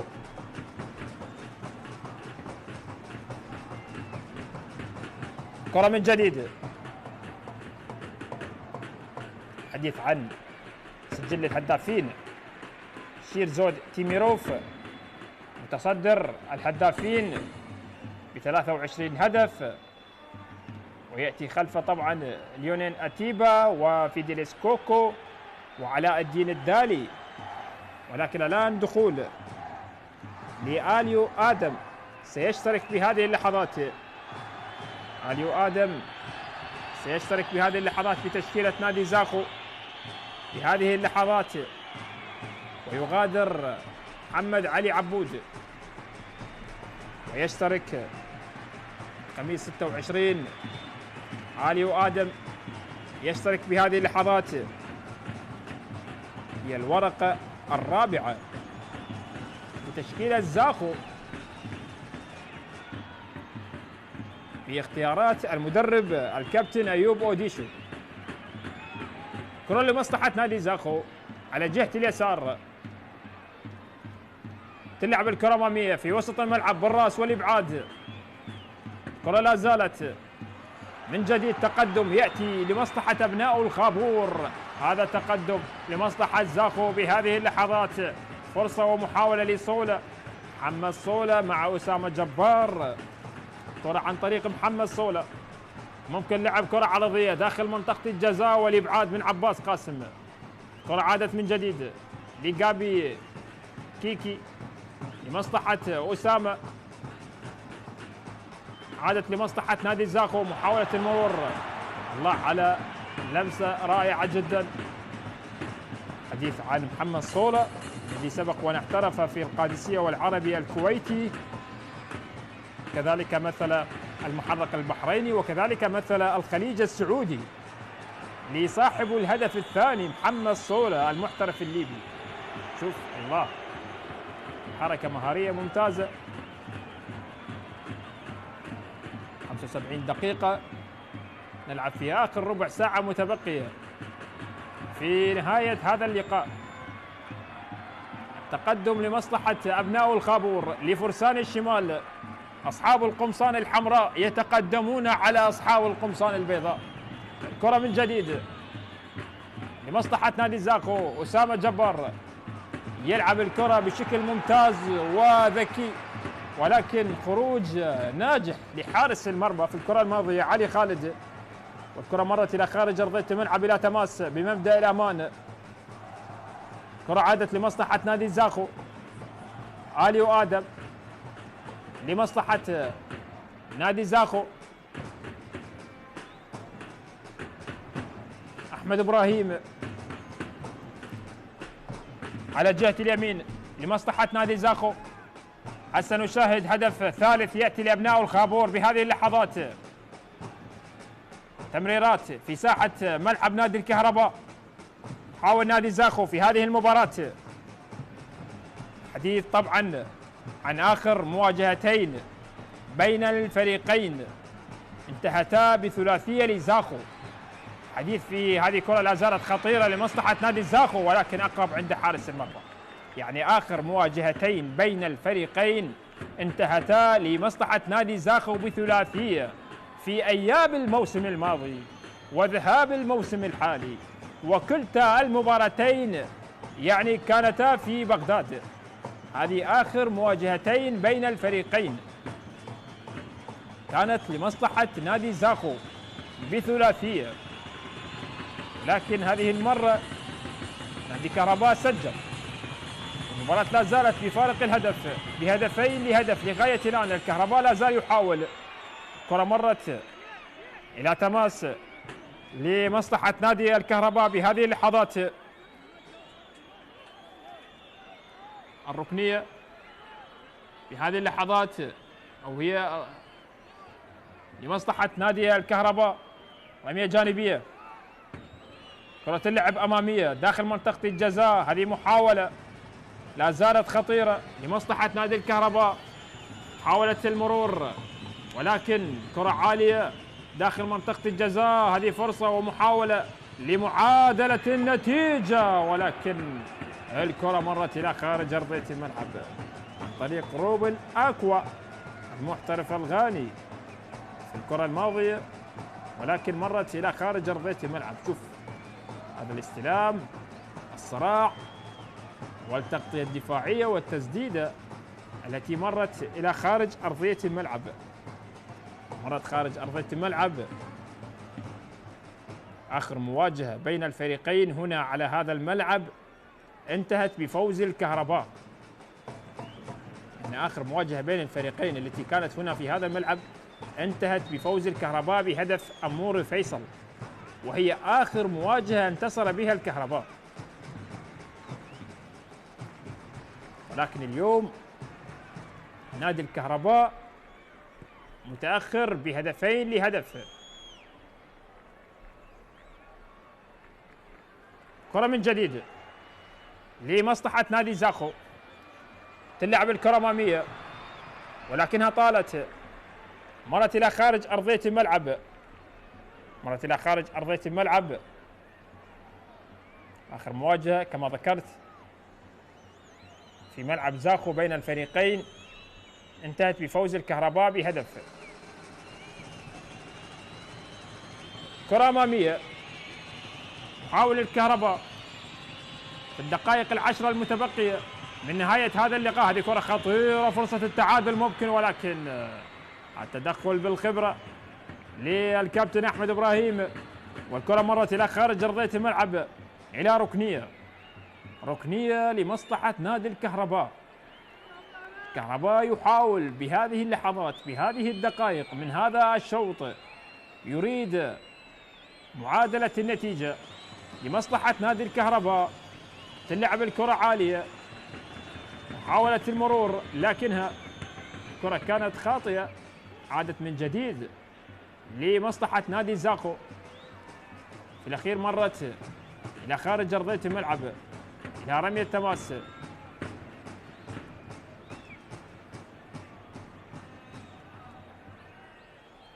رمية جانبية. 80 دقيقة يا من تتابع وتشاهد قنوات شبكة الإعلام العراقي. التقدم لمصلحة نادي زاخو بهدفين لهدف، لكن آخر مواجهة فاز بها زاخو في ملعبه على الكهرباء كانت في أيام الموسم 22-23. فاز زاخو في تلك المباراة بهدفين، سجل في تلك المباراة رمضان صديق وفرحان شكور. هذه كانت آخر مواجهة فاز بها زاخو على ملعبه على الكهرباء، كما ذكرت في أيام موسم 22-23. لكن هذه المرة اليوم يحقق فوز في ملعبه على نادي الكهرباء. كما ذكرت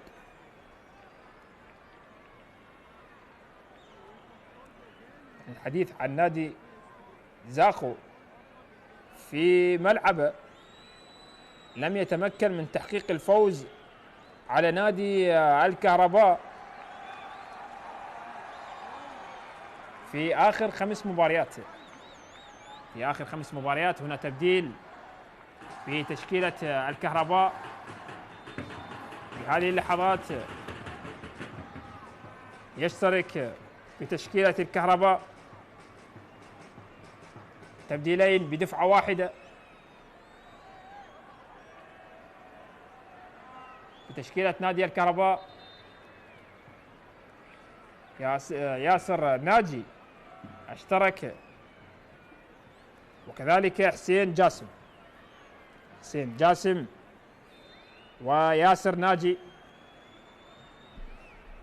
تبديلين بدفعة واحدة للمدرب أحمد عبد الجبار. ولكن التقدم لا زال لمصلحة نادي زاخو بهدفين لهدف.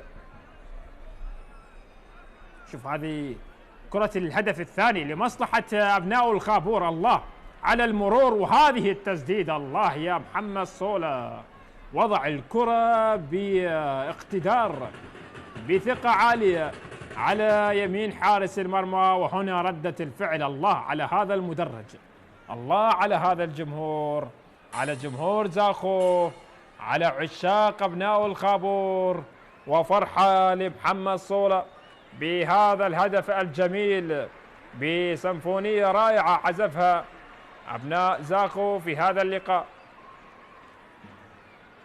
آخر 7 دقائق متبقية من الوقت الأصلي من هذه المباراة. ديبوتي إيغونا يشكو من إصابة، ويشترك الآن أمجد عطوان في هذه اللحظات بتشكيلة نادي زاخو. كرة مرت إلى خارج أرضية الملعب، رمية جانبية لمصلحة نادي الكهرباء. كرة لعبت، يعني زاخو في هذا الموسم غاب عن التهديف في 6 مباريات هذا الموسم، لكن اليوم سجل نادي زاخو حاضر يسجل. يعني زاخو دائما حاضر بتسجيل الأهداف منذ الجولة 24. الجولة 24 التي خسرها من أمام الشرطة بهدفين مقابل لا شيء، لكن بعدها فاز على دهوك بهدف، فاز على نادي أمانة بغداد بهدفين لهدف، تعادل مع الزوراء بهدف لهدف، والخسارة مع الطلبة بهدفين لهدف. لكن في كل المباريات سجل. ولكن بالنسبة لزاخو الذي غاب عن التهديف في 6 مباريات في هذا الموسم، بينما نادي الكهرباء غاب عن التهديف وعن تسجيل الأهداف في 11 مباراة. في 11 مباراة لم يتمكن الكهرباء من تسجيل الأهداف في هذا الموسم. كرة من جديد لمصلحة نادي الكهرباء في وسط الميدان. الكهرباء لا زال يبحث ويحاول من معادلة النتيجة، ولكن مهدي كامل يلعب الكرة أمامية. الله على حركات جميلة لمصلحة نادي زاخو. أسامة رشيد لا زال يحتفظ بالكرة، الصافرة موجودة لمصلحة أبناء الخابور. أمجد عطوان البديل. نادي زاخو في هذه الدقائق الآن يبحث على كسب المزيد من الوقت والإبقاء على هذا التقدم. لكن نادي الكهرباء يحاول أن يكسب كل ثانية تمر في هذه المواجهة من أجل العودة. كرة من جديد لمصلحة نادي الكهرباء، تقدم في وسط الملعب، محاولة للتحرك للأمام، يلعب على جهة اليمين، خطيرة ولكن في الأخير وصلت عند علي كاظم. علي كاظم حارس مرمى زاخو، لغاية الآن التقدم لمصلحة أبناء الخابور في هذه المباراة. نادي زاخو حديث الذي تأسس في عام 87، فرسان الشمال أبناء الخابور حقق نتائج مبهرة الموسم الماضي، المركز الثالث بجدول الترتيب. كرة لمصلحة نادي زاخو في وسط الملعب، يا سلام كرة جميلة تلعب أمامية داخل منطقة الجزاء، هذه خطيرة لمصلحة أبناء الخابور. الله على هذه الحركة، لا زالت كرة خطيرة لمصلحة نادي زاخو، فرصة للهدف الثالث خطيرة ولكن بأحضان حارس المرمى بتسديدة ولكنها وصلت عند علي خالد. تلعب الكرة عالية، الكهرباء لا زال يبحث، وزاخو بأسماء وجمهور الكبير يحاول البقاء على هذا الانتصار، بينما الكهرباء خطير في أي لحظة ممكن أن يعود الكهرباء. حديث عن أسماء جيدة مثل لوكاس سانتوس والأسماء الأخرى مثل لوكاس دا سيلفا، حاول لكن المباراة لا يشير إلى شيء، يمر بالاستمرارية. كرة لا زالت عادت من جديد لمصلحة نادي الكهرباء في وسط الملعب على جهة اليمين، عباس قاسم، كرة عادت لأحمد عايد، لمسة لا زالت خطيرة داخل منطقة الجزاء ولكن أحمد إبراهيم حاضر في الموعد في الزمان والمكان. كرة مرت إلى خارج أرضية الملعب إلى رمية تماس، رمية جانبية. هنا ديبوتي إيغونا، السلامة إن شاء الله. لوكاس دا سيلفا، توجيهات مستمرة للكابتن أيوب أوديشو. يتلقى البطاقة الصفراء لوكاس دا سيلفا في هذه اللحظات. شوف هذه الكرة الماضية، الله على حركة أمجد عطوان بشكل ممتاز. وهنا التسديدة اللي كانت لآليو آدم في الكرة الماضية اللي وصلت بأحضان حارس المرمى علي خالد. البطاقات الصفراء 4 مقابل 3، 4 على زاخو، 3 على الكهرباء، وزاخو هو متقدم بهدفين لهدف. في البداية كان نادي الكهرباء هو الأكثر على البطاقات الصفراء مع بداية المباراة، ولكن الآن زاخو هو الأكثر. حسن رائد، رمية جانبية لعبت داخل منطقة الجزاء، لا زالت هنا كرة ولكن من آسو رستم، الله على كرة جميلة جدا ولكن وصلت عند حارس المرمى، لا زالت عادت لمصلحة نادي الكهرباء. هنا بالسرعة بالمهارة بالانطلاقة، بانطلاق واختراق لمصلحة الكهرباء ولكن الكرة مرت إلى خارج أرضية الملعب، إلى خارج أرضية الملعب. نهاد محمد في الكرة الماضية خارج أرضية الملعب، كرة آسو رستم، كرة جميلة، كرة رائعة. لاحظ هذه الكرة بالهواء، حاول أن يسدد ويسجل هدف سينمائي أمام الجمهور زاخو ولكن كرة وصلت عند حارس المرمى علي خالد.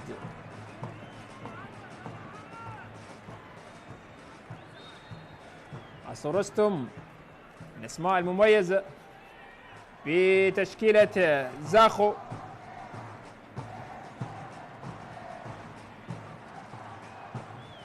خمس دقائق يضيفها الحكم الدولي مهند قاسم كوقت بدل ضايع على نهاية الشوط الأول من هذه المباراة. لاحظ هذه الكرة الماضية وهذه الكرة اللي كانت بالراس لمحمد أوتارا، السلامة إن شاء الله.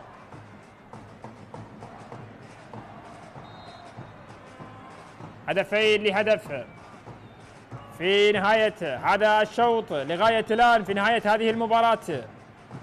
زاخو متقدم، عاسو رستم الذي سبق والمثل نوروز، كذلك مثل استقلال خوزستان الإيراني، كذلك مثل السالمية الكويتي. حديث عن عاسو رستم.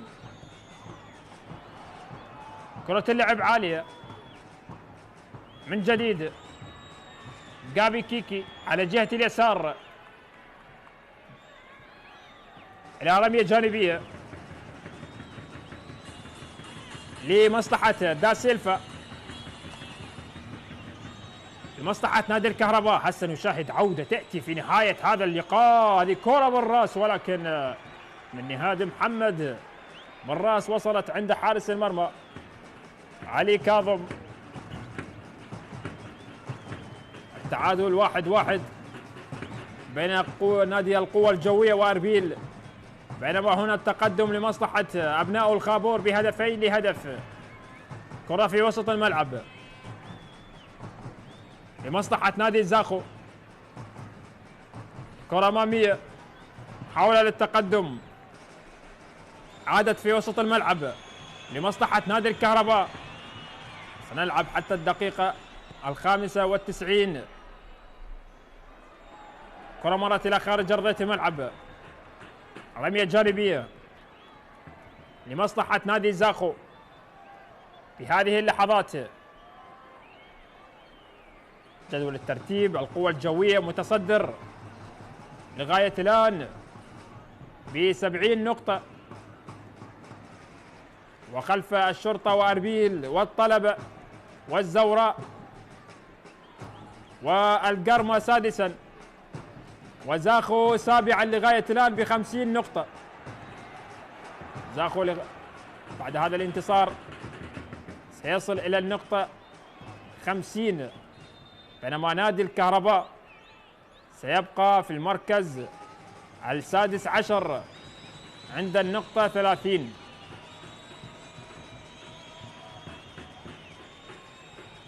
كرة أمامية، جماهير زاخو تنتظر الصافرة لتفرح بهذا الانتصار وبهذا الفوز بعد الخروج من البطولة والمسابقة الخليجية، لكن الفرحة والابتسامة تبقى موجودة في دور النجوم. كرة عند علي كاظم لمصلحة نادي زاخو، كرة اللعب عالية بالراس والإبعاد على جهة اليسار، من هناك لمصلحة نادي زاخو.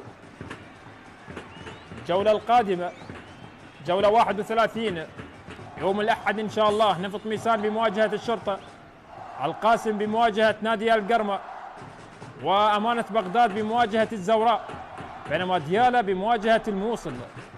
كذلك الكهرباء سيستضيف الكرخ، والنفط سيستضيف زاخو، نوروز سيستضيف الجوية، والطلبة يستضيف أربيل، والنجف يستضيف دهوك. وتختم المباريات يوم الثلاثاء بمواجهة الغراف مع نادي الميناء.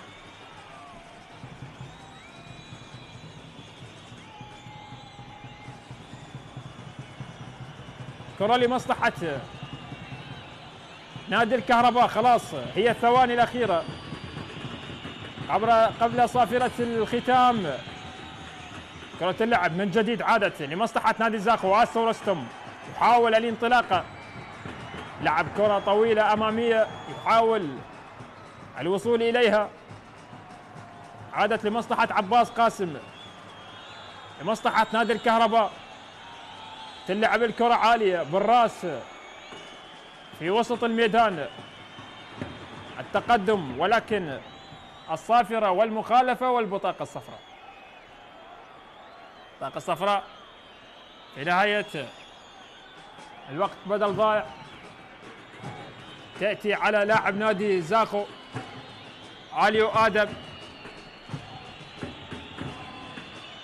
كرة لمصلحة نادي الكهرباء، تلعب الكرة عالية داخل منطقة الجزاء للأمام، وفي الأخير عند علي كاظم.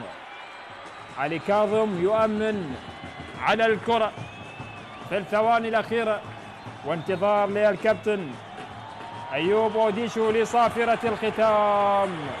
ألف ألف ألف مبروك لجمهور زاخو، هذا الانتصار هارد لك لنادي الكهرباء في هذه الخسارة، والانتصار لمصلحة نادي زاخو بهدفين لهدف. مبروك لهذا الجمهور، واستمتعنا بهذا اللقاء لنادي زاخو أمام نادي الكهرباء. أيها الأحبة، تقبلوا تحياتي يوسف جميل، كنت معلقا واصفا على أحداث هذا اللقاء، على أمل أن نلتقي في أحداث قادمة. إلى ذلك الحين استودعكم الله، والسلام عليكم ورحمة الله وبركاته.